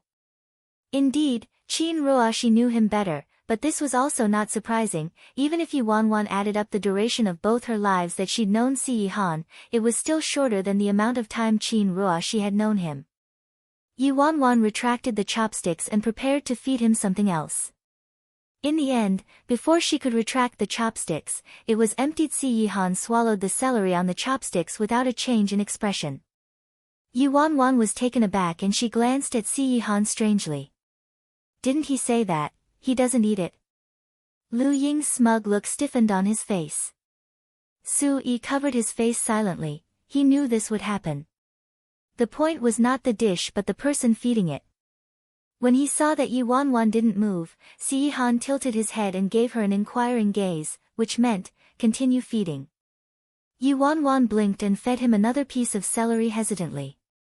Si Han ate it again without a change in his expression. Everyone could tell that their boss was purposefully backing someone up and even unscrupulously stripping Chin Ruashi of face. It was just a minor detail, but he immediately established who he treated as family. Everyone in the room turned to Chin Ruashi instinctively, but there was no change in her expression either. After all, being able to reach her status today meant she was a force to be reckoned with. After Yi Wanwan was done feeding him, she didn't stay any longer and instantly headed back to the sofa. Another half an hour passed before Si Han was finally done. "Have you finished?" Yi Wanwan immediately lifted her head. Su Yi replied, "Ninth Master still has to go to the headquarters for another meeting." Yi Wanwan's face turned gloomy instantly. "What time is it already?" "He still has to attend a meeting at this late hour." Su Yi coughed lightly. "This meeting is more important." Important again." Yi Wanwan looked at Si Han and asked, "Can't you reschedule it?" Chin Ruashi explained, "The meeting this time really is very important, it can't be delayed." "I hope Miss Yi understands." Yi Wanwan didn't respond to Chin Ruashi and kept staring at Si Han. Si Han extended his hand and rubbed Yi Wanwan's head lightly. "Go back first." Hearing that, the fury Yi Wanwan had kept inside rose in an instant. He only knows how to work. Is working more important than his life? Doesn't he know the condition of his own body? Yi Wanwan turned to Su Yi, suppressing the anger in her chest as she asked, "How far is it from here to the headquarters?" Seeing that the atmosphere between the two of them didn't seem too good, Su Yi answered carefully, "About an hour or so." Yi Wanwan replied immediately, "Then I'll go as well." When Si Han heard that, he turned to her, confused. Yi Wanwan glared at him, upset, "What are you looking at? Can't I go?" Si Han, "Up to you." They got into the car. Yi Wanwan and Si Han sat in the back seat together. Yi Wanwan was still mad, so she turned her head to the other side and sat on the opposite end of the seat, sulking. Si Han, who was engrossed with his laptop, finally noticed that his girlfriend was angry. He put away the laptop and looked at Yi Wanwan. He probably found her mood today particularly short-tempered, so he asked, "Are you on your period today?" The veins in Yi Wanwan's forehead popped out in an instant. Liked it? Take a second to support novels on Patreon.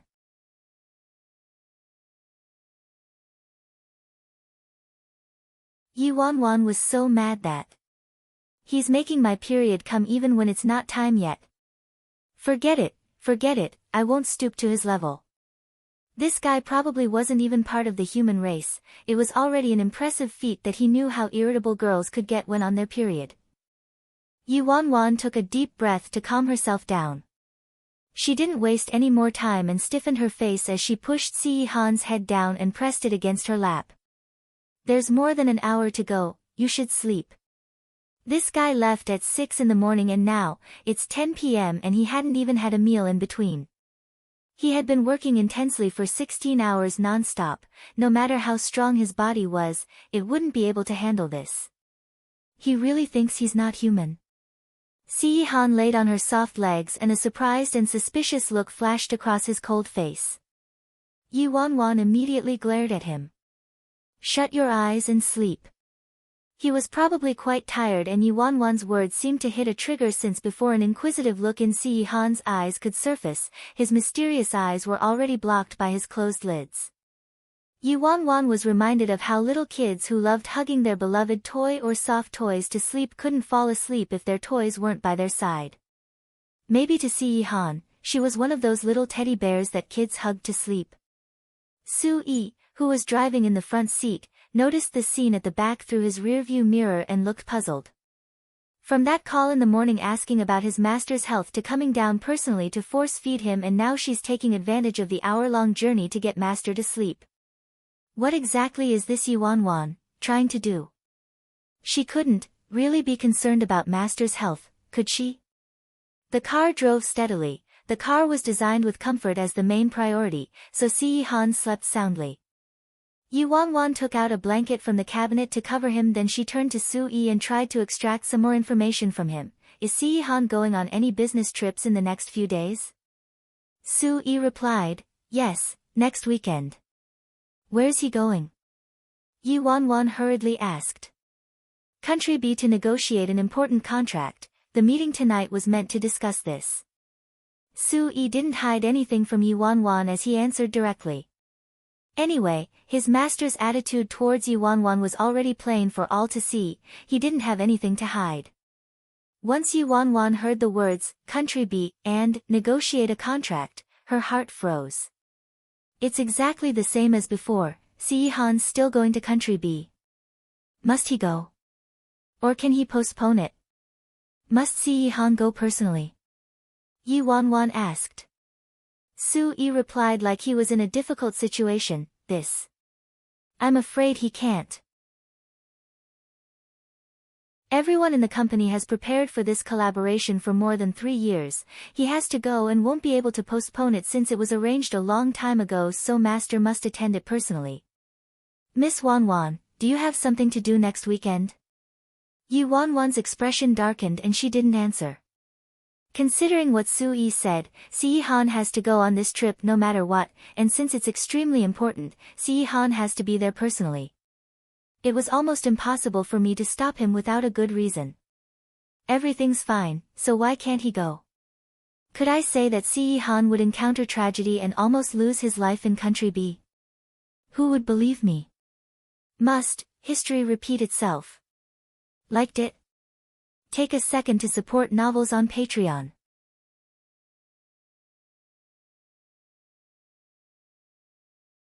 Once they arrived at the entrance to the office, Yi Wanwan woke Si Han up.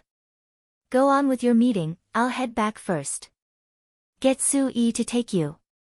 Probably because he was energized after getting some sleep, Si Han's tone was much gentler than usual. But Yi Wanwan's mood wasn't any better since she stared at a certain workaholic with pent-up frustration in her mind. She turned and left without saying a word.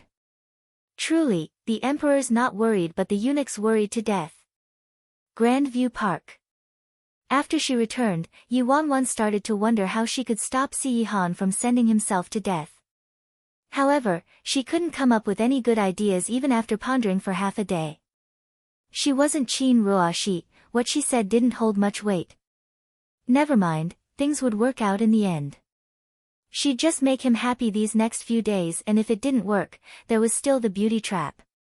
Yuan sighed and changed into her men's clothes, then sent a text to Luo Chen, "Come to my place in 5 minutes." She wanted to just settle this issue first. She wasn't sure what absurd thoughts this kid would think if she dragged this on. Yuan waited while staring at the time on her phone. Probably because she sounded quite harsh in the text, Luo Chen didn't dare to flake on her again, and her doorbell rang in 5 minutes sharp. "Yuan, please come in." She didn't close the door. A pair of footsteps were heard. Luo Chen slowly pushed the door open and walked in. Luo Chen looked like he just showered. His hair was still slightly damp and his clothes were put on in such a rush that one side of his shoelaces was tied untidily, making her heart soften at the sight of him. What's worth mentioning was, on this hot summer day, Luo Chen was enveloped tightly in a thick coat. Yuan ran her eyes over his outfit and the corners of her mouth twitched. What was this kid thinking when I called him over? "Sit." Yuan glanced at the sofa next to her and gestured to it. Luo Chen paused and strode towards her after a long time, but he didn't sit next to her and instead, sat at the other end of the sofa. Yuan was dressed casually in slippers. Her posture was languid, and when she saw that, she furrowed her brows, dissatisfied. "Why are you sitting so far away?" Luo Chen pursed his lips and moved a little closer to her. It was really just a little, probably only the distance of a palm. Yuan was already in a bad mood today, and at this moment, her patience reached its limit, so she simply stood up and walked towards Luo Chen. The moment Yuan stood up, Luo Chen's entire body stiffened like a bow as he clenched his fists tightly. When she was almost right in front of him, Luo Chen couldn't sit around any longer and he bolted up like a spring. However, before he could escape, Yuan pressed down hard on his shoulders and pushed him back down. Yuan remained in this position, pressing him down. Her eyes narrowed as she looked at him condescendingly with a cold glare. "Why are you running?" Luo Chen didn't know where to look and looked like he was ready to dash out the door in the next second, but at the same time, he restrained himself for some reason. Yuan stared at him and mouthed each word carefully. "Listen carefully to what I have to say next. Firstly, I'm not gay. Secondly, no matter what my sexual orientation is, I'm not interested in having relationships with the artists under me. Thirdly, unless I'm drunk, stay away from me, and at any other time, refer to the second statement." Liked it? Take a second to support novels on Patreon.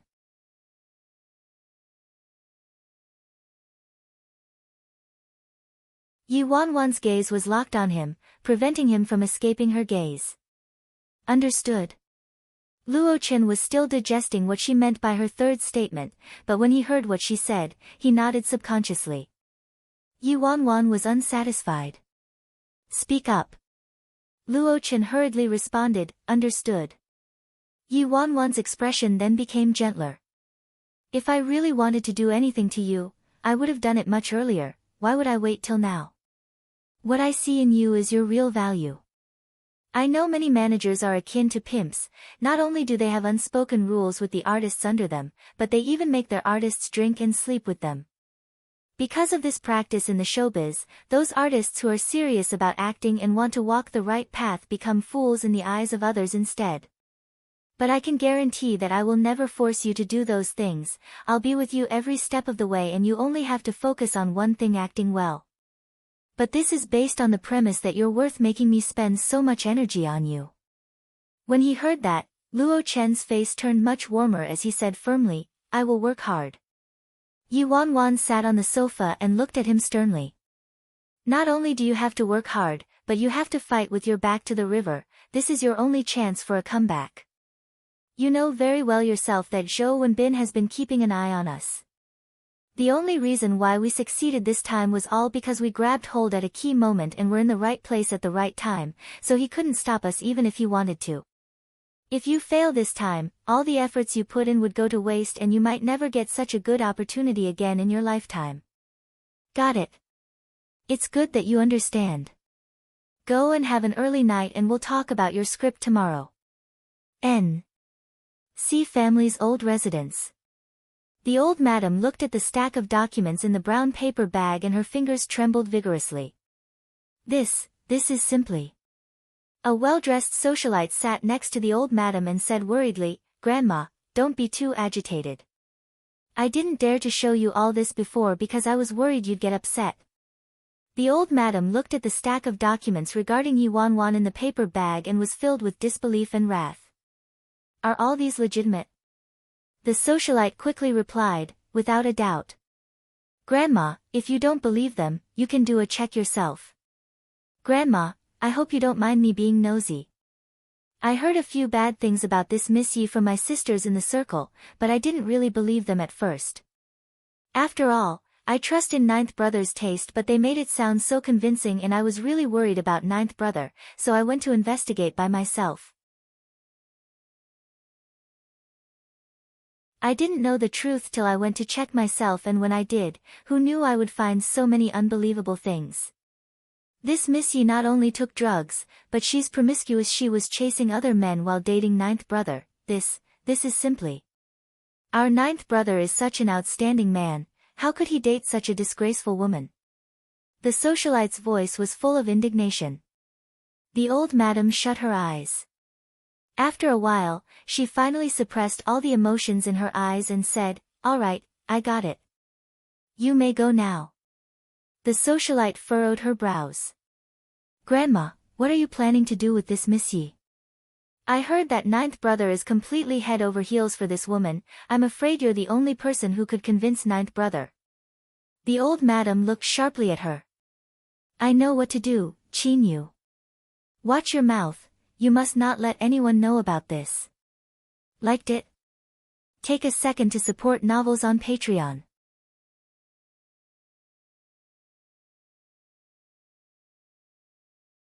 Grandma, Qin Yu understands. We shouldn't air our dirty laundry in public.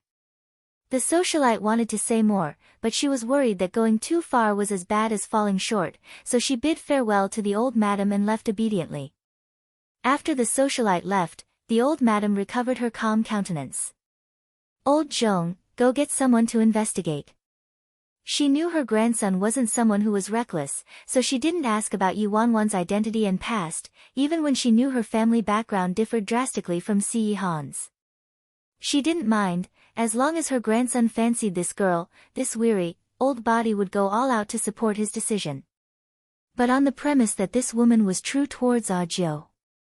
She would not easily trust an outsider's words, but she had to find out the truth behind this. Since she knew about the rumors, she couldn't sit by and do nothing. Yes, the old housekeeper replied. During the gradually deepening night, the old madam couldn't sleep the entire night. The next morning, the housekeeper placed the information he gathered in front of her as fast as he could.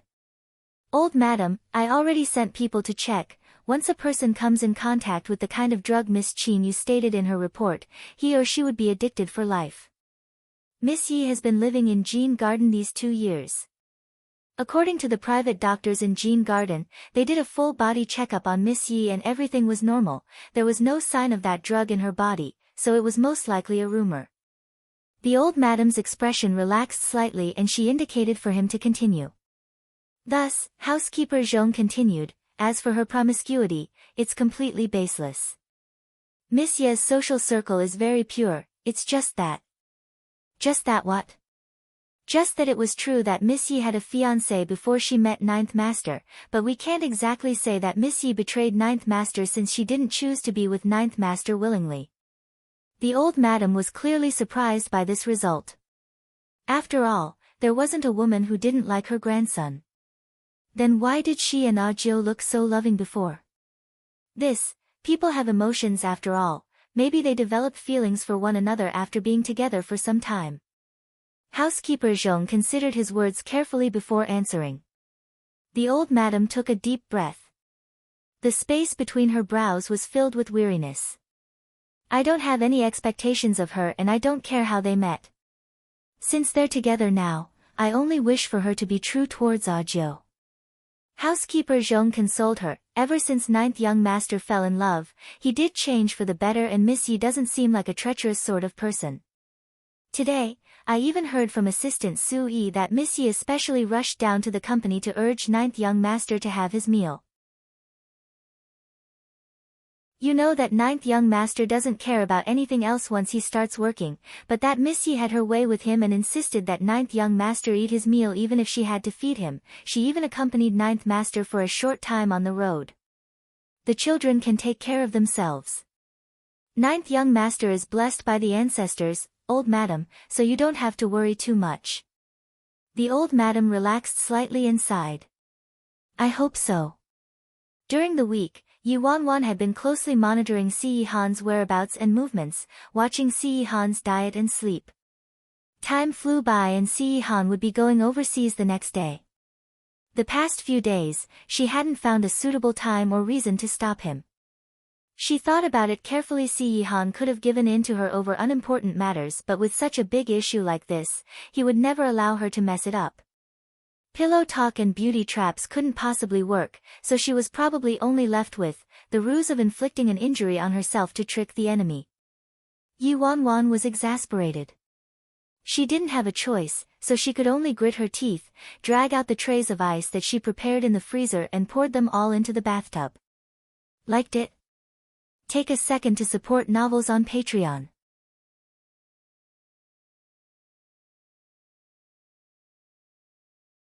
Yi Wanwan soaked in the ice bath for almost half a day before crawling out of the bathtub, freezing and shivering.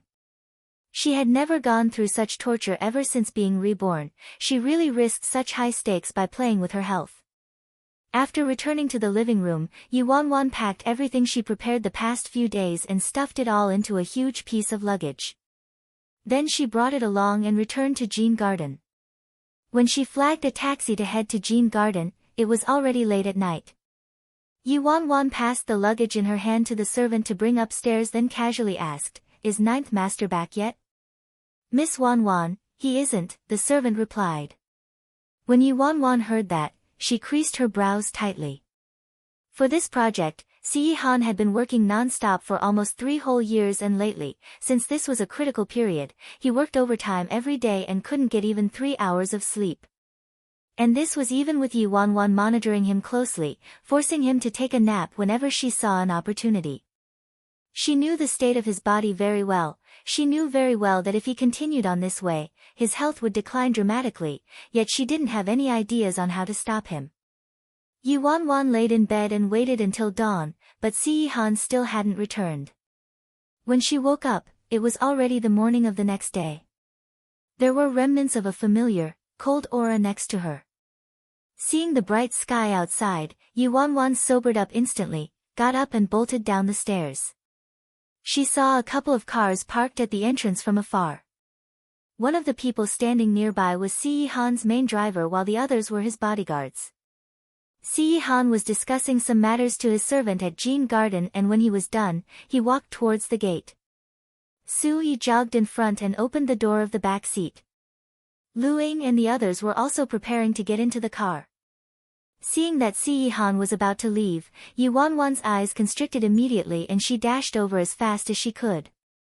Just when Si Yihan took a step into the car, a strong force charged into him from behind.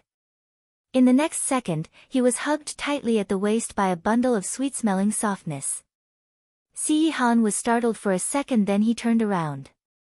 After that, he saw that Yi Wanwan's hair was in a total mess and she was dressed in her pajamas with only one slipper on. She was panting and her whole face was filled with anxiety. "You're not allowed to leave." Si Yihan stared at her bare foot and frowned. "Where's your other shoe? Considering the situation right now, who cares about my shoe?" Yi Wanwan panted as she grabbed onto Si Yihan's arm tightly and repeated anxiously, "Don't go. Don't go overseas. Don't go to country B." In a moment, Su Yi, Lu Ying, the bodyguards and everyone else's eyes were on Yi Wanwan. The servants saw what was happening and hurriedly ran to pick up Yi Wanwan's slipper. Si Yihan was about to help her put it on, but Yi Wanwan was so agitated that she kicked her other slipper off as well. "Don't bother with the slippers. Are you listening to me? Don't go to country B." Yi Wanwan's mood had been fluctuating and unpredictable, hot-tempered and irritable lately, and Si Yihan had gotten used to it. He brushed this off as another tantrum of hers and said, "I'll be back in a week." Yuan was furious, come back my ass. Yes, yes, you'll be back, but you would barely be alive by then. Yuan whimpered and glued herself to him, no leaving, no leaving. I'm not feeling well. It's torture, are you just going to leave me alone here? Han knitted his brows. Where are you feeling unwell? Yuan replied instantly, I feel faint and my vision's blurry, my limbs are weak, and I can't even breathe properly, it must be a fever. Liked it? Take a second to support novels on Patreon.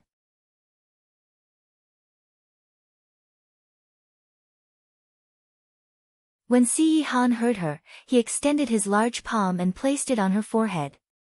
After a moment, his face relaxed. Temperature's normal, you don't have a fever. Yuan's expression turned gloomy. What? I soaked in ice water for nothing. I actually already realized that when I woke up, I didn't have a fever and felt even more invigorated and could leap and run around. She didn't have a choice anymore and could only show off her acting skills. Yuan immediately protested, nonsense, why do I feel so uncomfortable then? Your hand isn't accurate at all. Liar. You just want to leave. You just want to leave me here alone.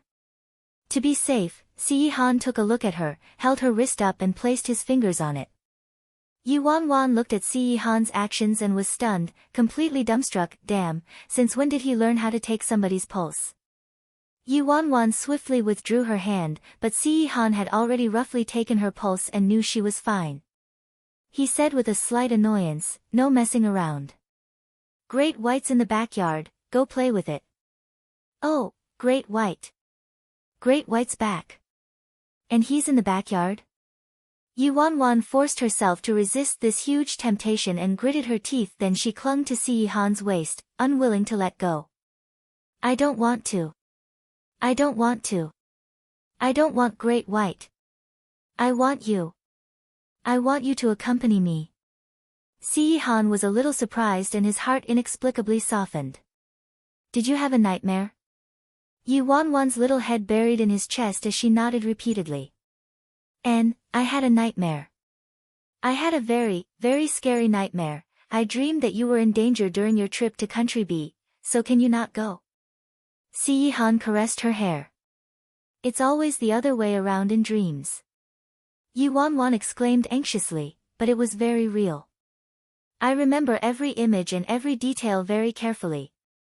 I remember that all of you were plotted against, I remember that you were seriously injured and almost lost your life. At this moment, Luing couldn't tolerate this anymore, so he turned to Yuan and said, Miss Yi, I'm afraid you're overthinking. It was just a dream, how could you take it seriously? Master has our protection, so that would never ever happen. Please stop worrying. Yuan glared at him.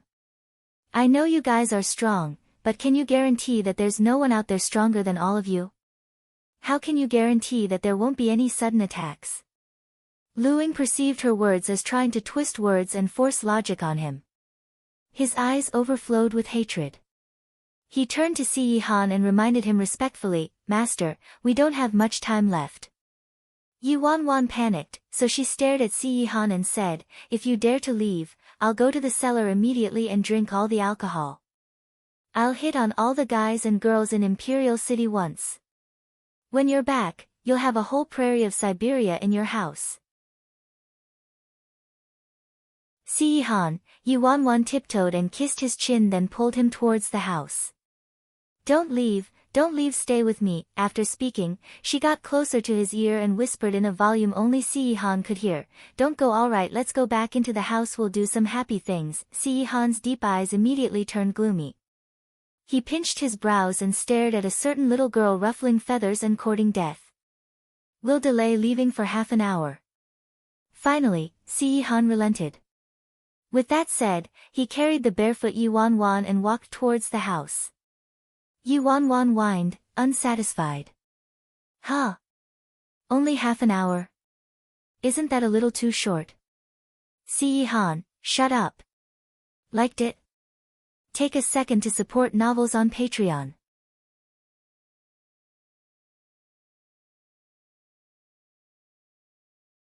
After Si Yihan left, Luing was so furious that he punched the car door. Sick, my ass. Rosy complexion and loud voice, how is she even sick? Harassing master in front of so many people, she's completely shameless. A bodyguard by the side lamented, this is my first time seeing boss girlfriend and she's a knockout. No wonder she could make someone like our boss reluctant to leave. Luing shot a look at the person who spoke and scoffed, femme fatale. She only knows how to throw a tantrum from day to night, harassing master non-stop. She doesn't know the seriousness of the situation even at this point. Master will be driven to death by her someday. The others started to sigh too. With such an important matter, she's definitely a little inconsiderate. Could she bear responsibility for holding up negotiations? Ridiculous. Heard this woman is a daughter of a small and humble family, so obviously she wouldn't be as considerate as Miss Ruoshi. Don't compare that kind of woman to Miss Ruoshi. I don't know what boss is thinking, this kind of woman really isn't qualified to be the head of C family's household at all, right? In the bedroom upstairs. After she was given a warning, Yu Wanwan was still relentlessly whining softly in Si Yihan's embrace without any fear of death. I didn't say anything wrong, it really is too short. Actually, I think 7 days might be enough. Si Yihan placed the girl on the sofa, loosened the tie around his collar and stared at her, looking like he wanted to devour her. Yu Wanwan swallowed. She finally shut up and stopped making trouble. Si Yihan stared at her. Tell me, what are you trying to do? Yu Wanwan exploded in anger, what are you talking about? What can I do? I just can't bear for you to leave. I just don't want you to leave, alright? You're so insensitive. Fine. Leave. Just go. Go wherever you want. I won't care about you anymore. She thought of 1,000 ways and 100 plans to stop him from sending himself to his death. She froze herself till her bones ached last night and even suffered an insult of femme fatale by his men. It wasn't easy for her, alright? In the end, this bastard didn't even appreciate her kindness. Yu Wanwan took the blanket from the sofa and wrapped herself in it. The girl's depressing voice came from under the blanket, baddie, pervert, great devil, so mean to me, so hateful, always so cold, not gentle at all, why should I care about you, just go wherever you want. An air of silence. After some time, Yu Wanwan thought Si Yihan had left but then she felt a strong force removing the blanket. Yu Wanwan instantly grabbed onto one of the edges and didn't let go. Si Yihan used just a little strength and was able to pull away the blanket from Yu Wanwan. He was about to speak but was unexpectedly faced with the girl's tearful little face. Yu Wanwan hugged her knees and wiped her face with her hands, then asked, expressionless, what's the matter? Why haven't you left yet? Si Yihan pursed his thin lips as if he was facing a great crisis or difficulty and stared at her, unmoving. A long while later, the man finally said, other than this request, I can agree to anything else. Yu Wanwan paused when she heard that, then she turned her head slowly towards him, anything? Si Yihan replied, yes. Yu Wanwan thought about it. Then I want to go with you. Seeing that Si Yihan remained silent, Yu Wanwan acted up again and buried herself back into the blanket. In the next second, Si Yihan said, all right. Yu Wanwan's face that had been frozen before finally warmed up. She rubbed her nose and raised both her arms towards the man. Carry me there. Liked it? Take a second to support novels on Patreon.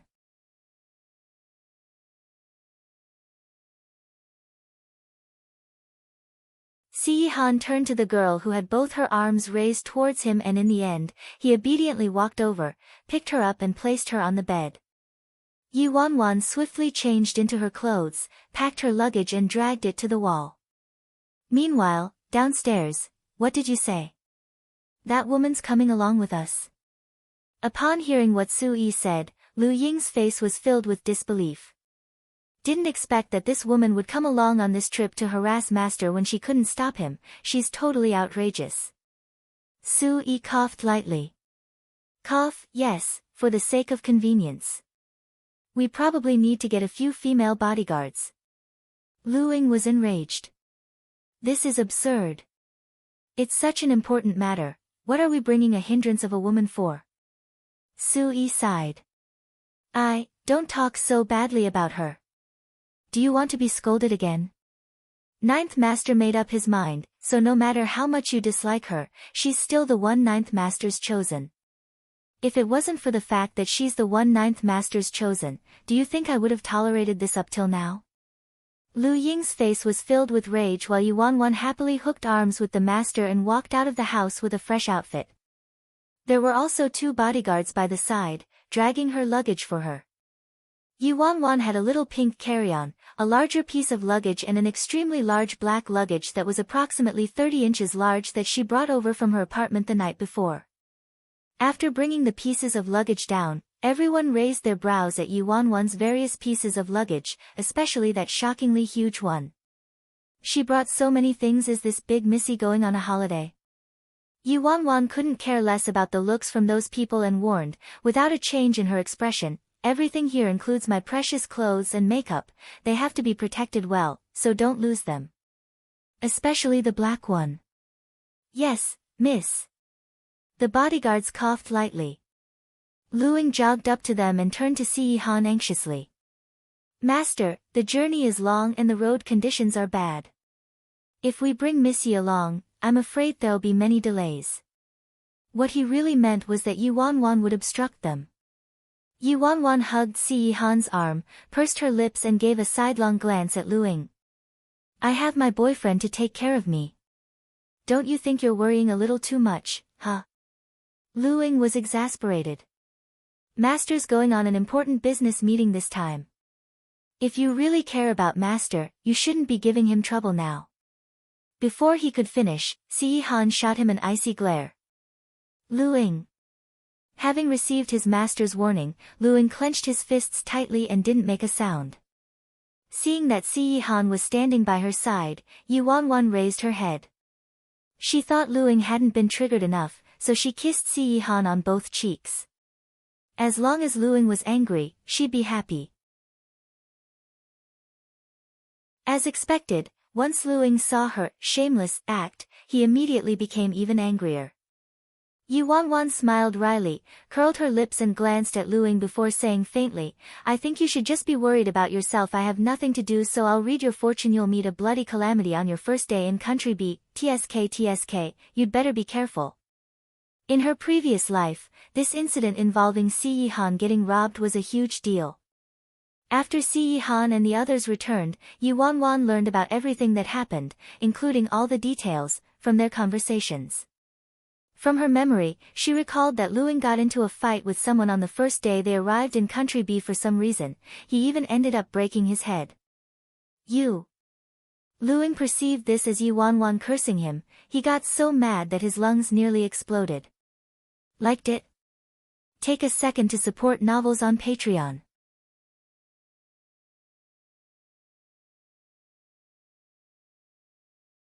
See family's old residence. Clad in the latest Chanel outfit, the socialite sat on the sofa, brewing tea for the old madam thoughtfully. She said obediently, Grandma, ninth brother won't be home for some time. Qin Yu's worried that you'll be lonely, so I came down especially to keep you company. The old madam held a string of beads in her hands as she nodded without changing her expression. You're very thoughtful, but I don't need you to stay with me. Just take care of yourself. The socialite immediately agreed with her, Grandma's right. Actually, spending time with Grandma isn't something I'm qualified to do, but...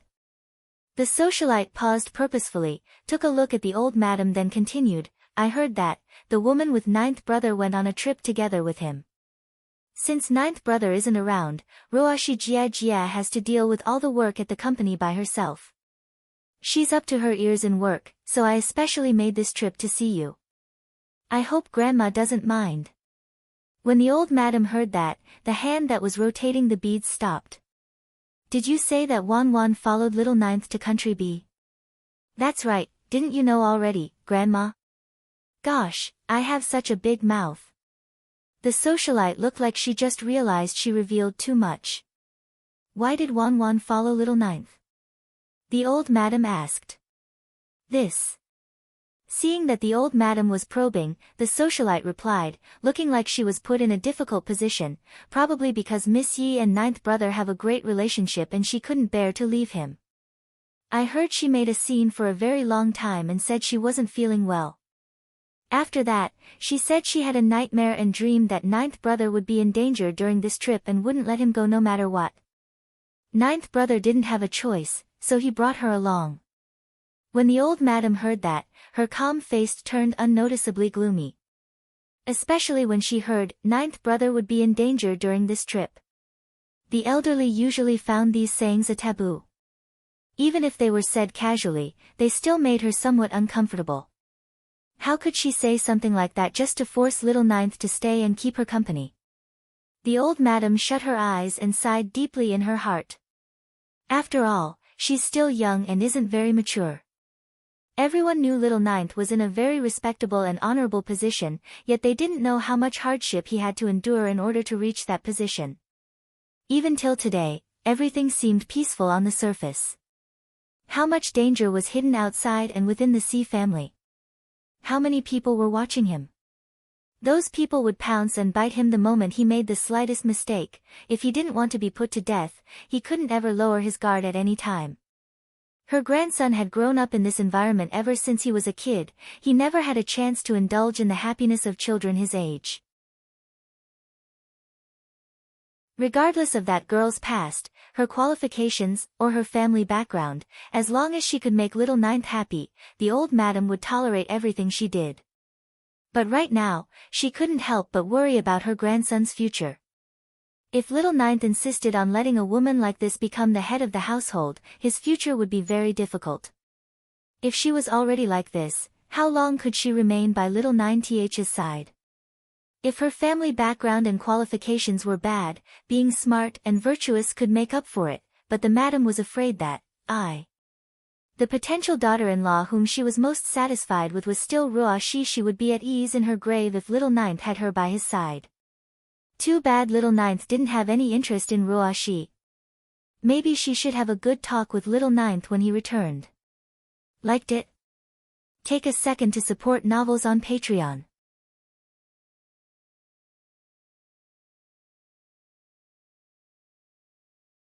Country B. The private jet landed smoothly on the tarmac. The group of people would head to a hotel for a little rest tonight. Country B was currently politically unstable, so Si Han and the others couldn't simply fly to their precise destination and had to drive. The entire journey would take about 3 days.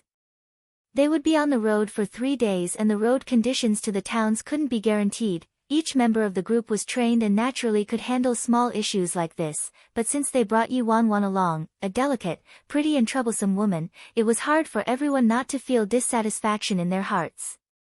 This negotiation was extremely important, after all. There couldn't be any mistakes.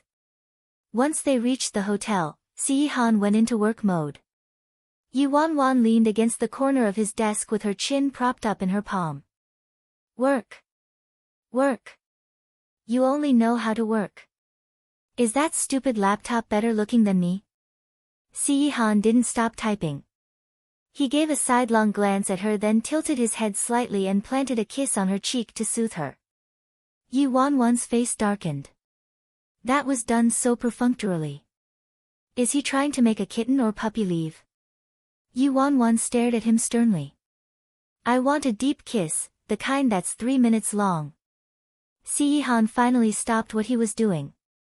It was like he was trying to conceal a fire in the middle of a cold lake as he stared at the girl next to him and said, wait till I'm done.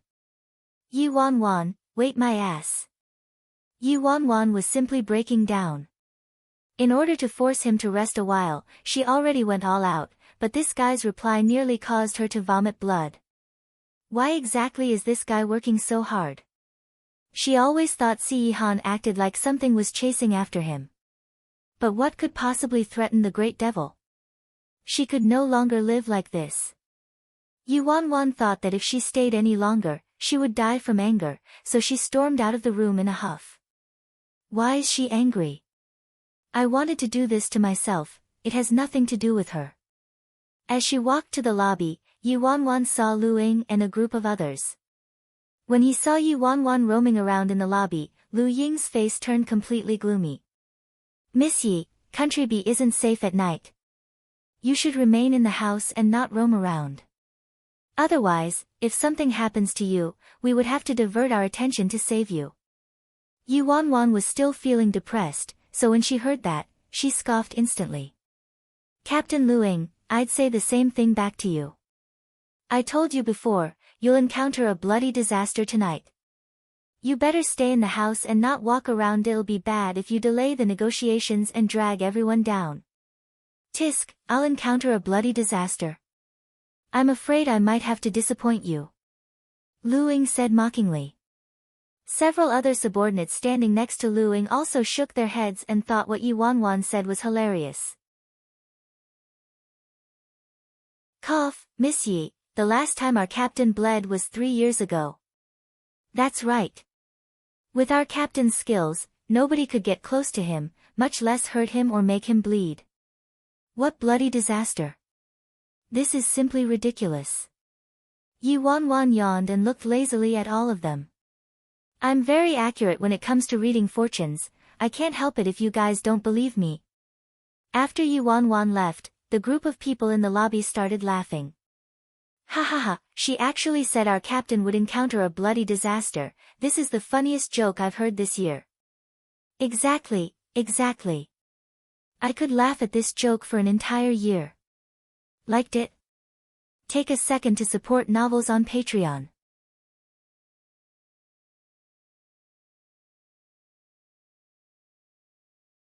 Yi Wanwan roamed around and found that there was a beach nearby, so she walked over to take a leisurely stroll to ease her mind. There was a large rock by the sand, so Yi Wanwan hugged her knees and sat on top of it, watching the tumbling waves before her. Suddenly, there was a moment of bewilderment. After she was reborn, she planned to keep pacifying Si Yihan, then think of a way to redeem her freedom and lead a life that belonged to her. But right now, without realizing it, her life was more and more intertwined with that person. She was unable to discern and fully comprehend what would happen to her in the future. Yi Wanwan hugged her knees while sitting there and fell asleep unknowingly. Not far off, the phone of the female bodyguard who was hiding in the dark watching over Yi Wanwan suddenly rang, and she immediately reported her whereabouts dutifully. Very soon, a tall figure walked towards the reef, bent down and picked the girl up.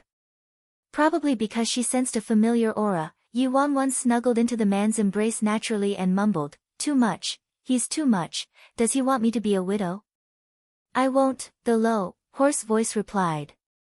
"Liar, liar." In her previous life, if they hadn't gotten a divorce, she would have ended up becoming a widow.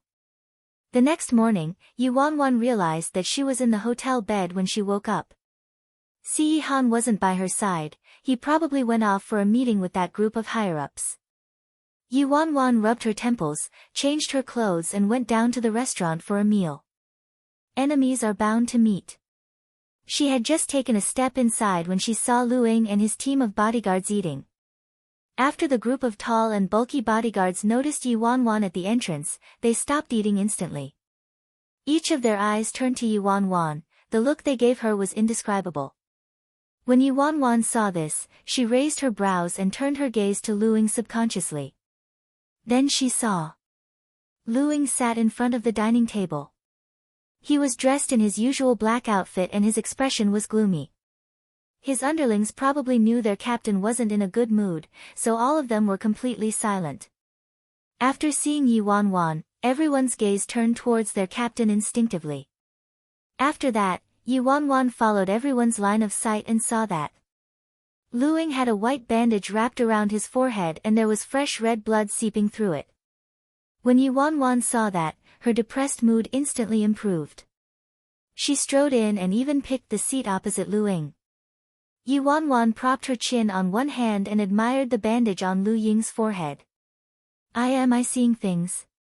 Isn't this our amazingly skilled Captain Lu Ying who hasn't bled in 3 years?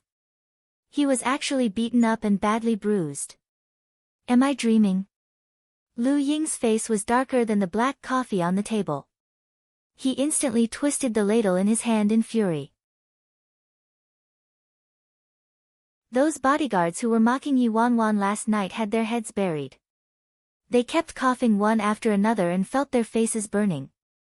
Who'd have known what this woman said would actually come true? It's unbelievable. Yuan looked at those big men acting like quails and chuckled. Now all of you know how accurate my fortune-telling is, huh? How is it? Do any of you want me to read your fortune? I'll give you a 20% discount. Oh, liked it? Take a second to support novels on Patreon.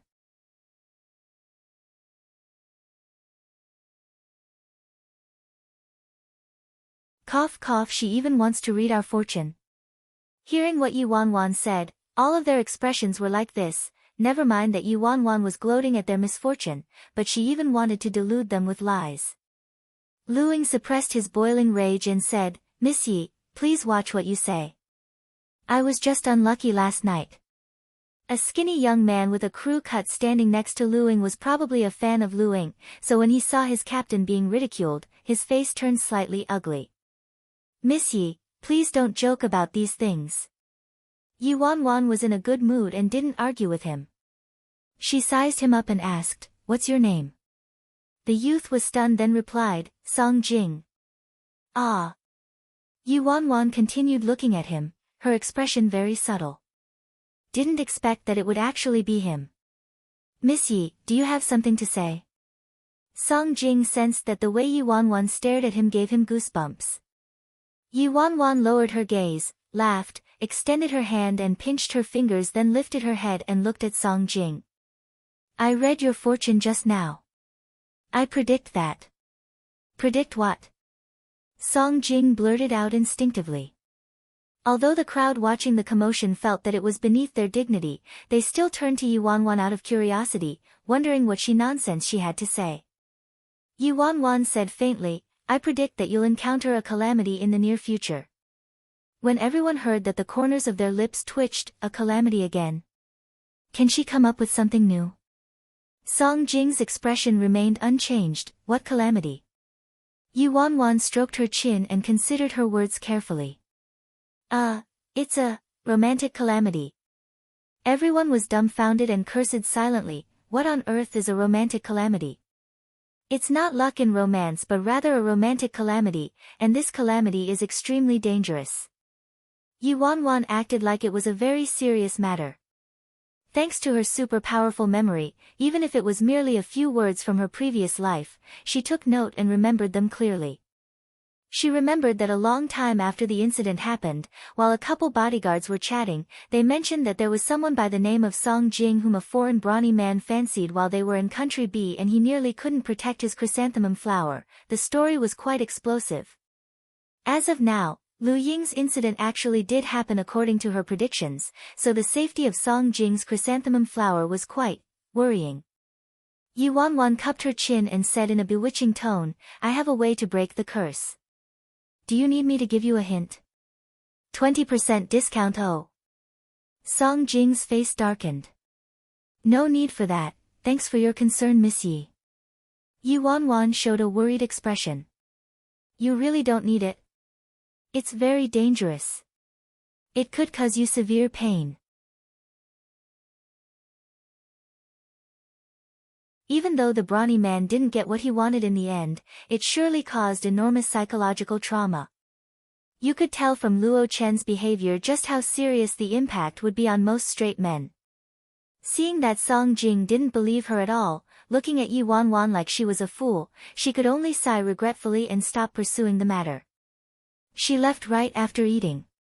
When they saw the retreating figure of Yuan, Song Jing scoffed in disbelief. Is there something wrong with this woman's brain? She's really a little weird and confusing. The person next to him shook his head and laughed. But Captain, she was right about that incident, someone piped up. That's just her dog shit luck. Is there something wrong with your brain too?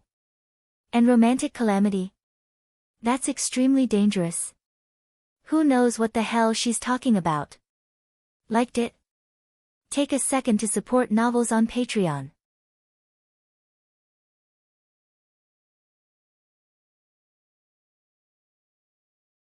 After breakfast, everyone was prepared and ready to set out on their journey.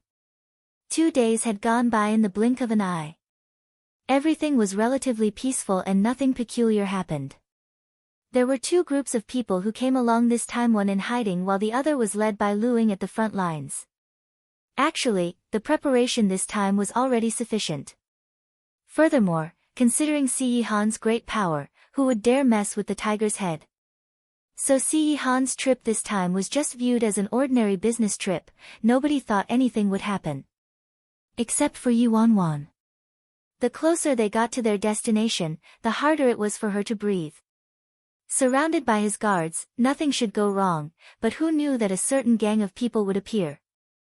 In the car, Yuan looked at the slightly pale-faced man next to her and said, "Darling, are you sure you don't want to have more men around? I feel very uneasy in my heart. I keep feeling that something bad's going to happen. Believe me. My gut feelings are very accurate." Yuan had been saying the same thing over and over these 2 days. Although she knew that the staff on duty today were top-notch, she still couldn't be at ease. After hearing the same things so many times, Si Yihan wasn't annoyed at all. He glanced at her and didn't speak a word. Instead, he extended his long arms and pulled her into his embrace. He wrapped her up in his warm embrace and at the same time, his palm patted her back lightly. Yuan was stunned and her palpitating heart calmed down instantly. She lifted her head and saw that he was holding onto a document in one hand while the other still held her in his embrace as if he was protecting her from everything. Being coaxed like a child in this man's embrace, Yuan fluctuated between extremely mixed feelings. This guy, sometimes he had low EQ but he'd unexpectedly get it right sometimes. At night, the car reached a town. Everyone stopped over at a nearby hotel. Late at night, Si Yihan was having a meeting with the higher-ups while Yuan stayed in the room by herself and couldn't fall asleep. Thus, she got up and sought out Su Yi. "Miss Yi, it's so late. Why aren't you in bed?" "I can't sleep, I keep feeling very uneasy." Yuan sighed. "Su Yi, could you persuade Si Yihan to postpone the plan?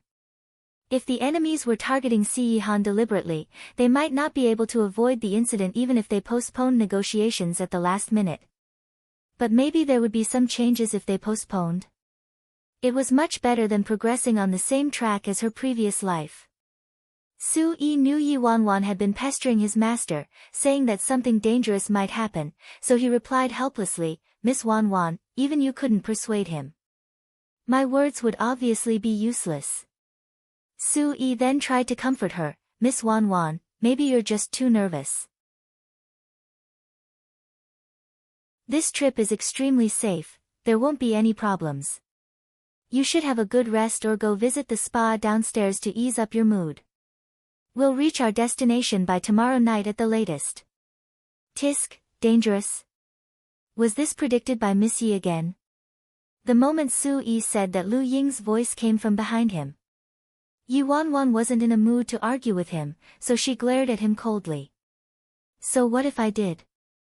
Lu Ying's face turned slightly uglier. "Miss Yi, I'm showing you respect only because you're one of the master's people, but if you have intentions of doing anything that would ruin or jeopardize the master's plans, don't blame me for not giving you a warning first. You've been spouting nonsense these past few days, trying to cause a ruckus among us. It's already affected everyone negatively, so please be cautious with your words and actions." Liked it? Take a second to support novels on Patreon. You're tuning in to the Blissful Bookshelf YouTube channel. We're so grateful for your support and don't forget to subscribe to join us on this incredible journey through captivating stories. Your generosity through donations truly makes a world of difference, as it's the primary source of revenue that allows me to expand and enhance this channel for you. Thank you from the bottom of my heart for being a part of this adventure.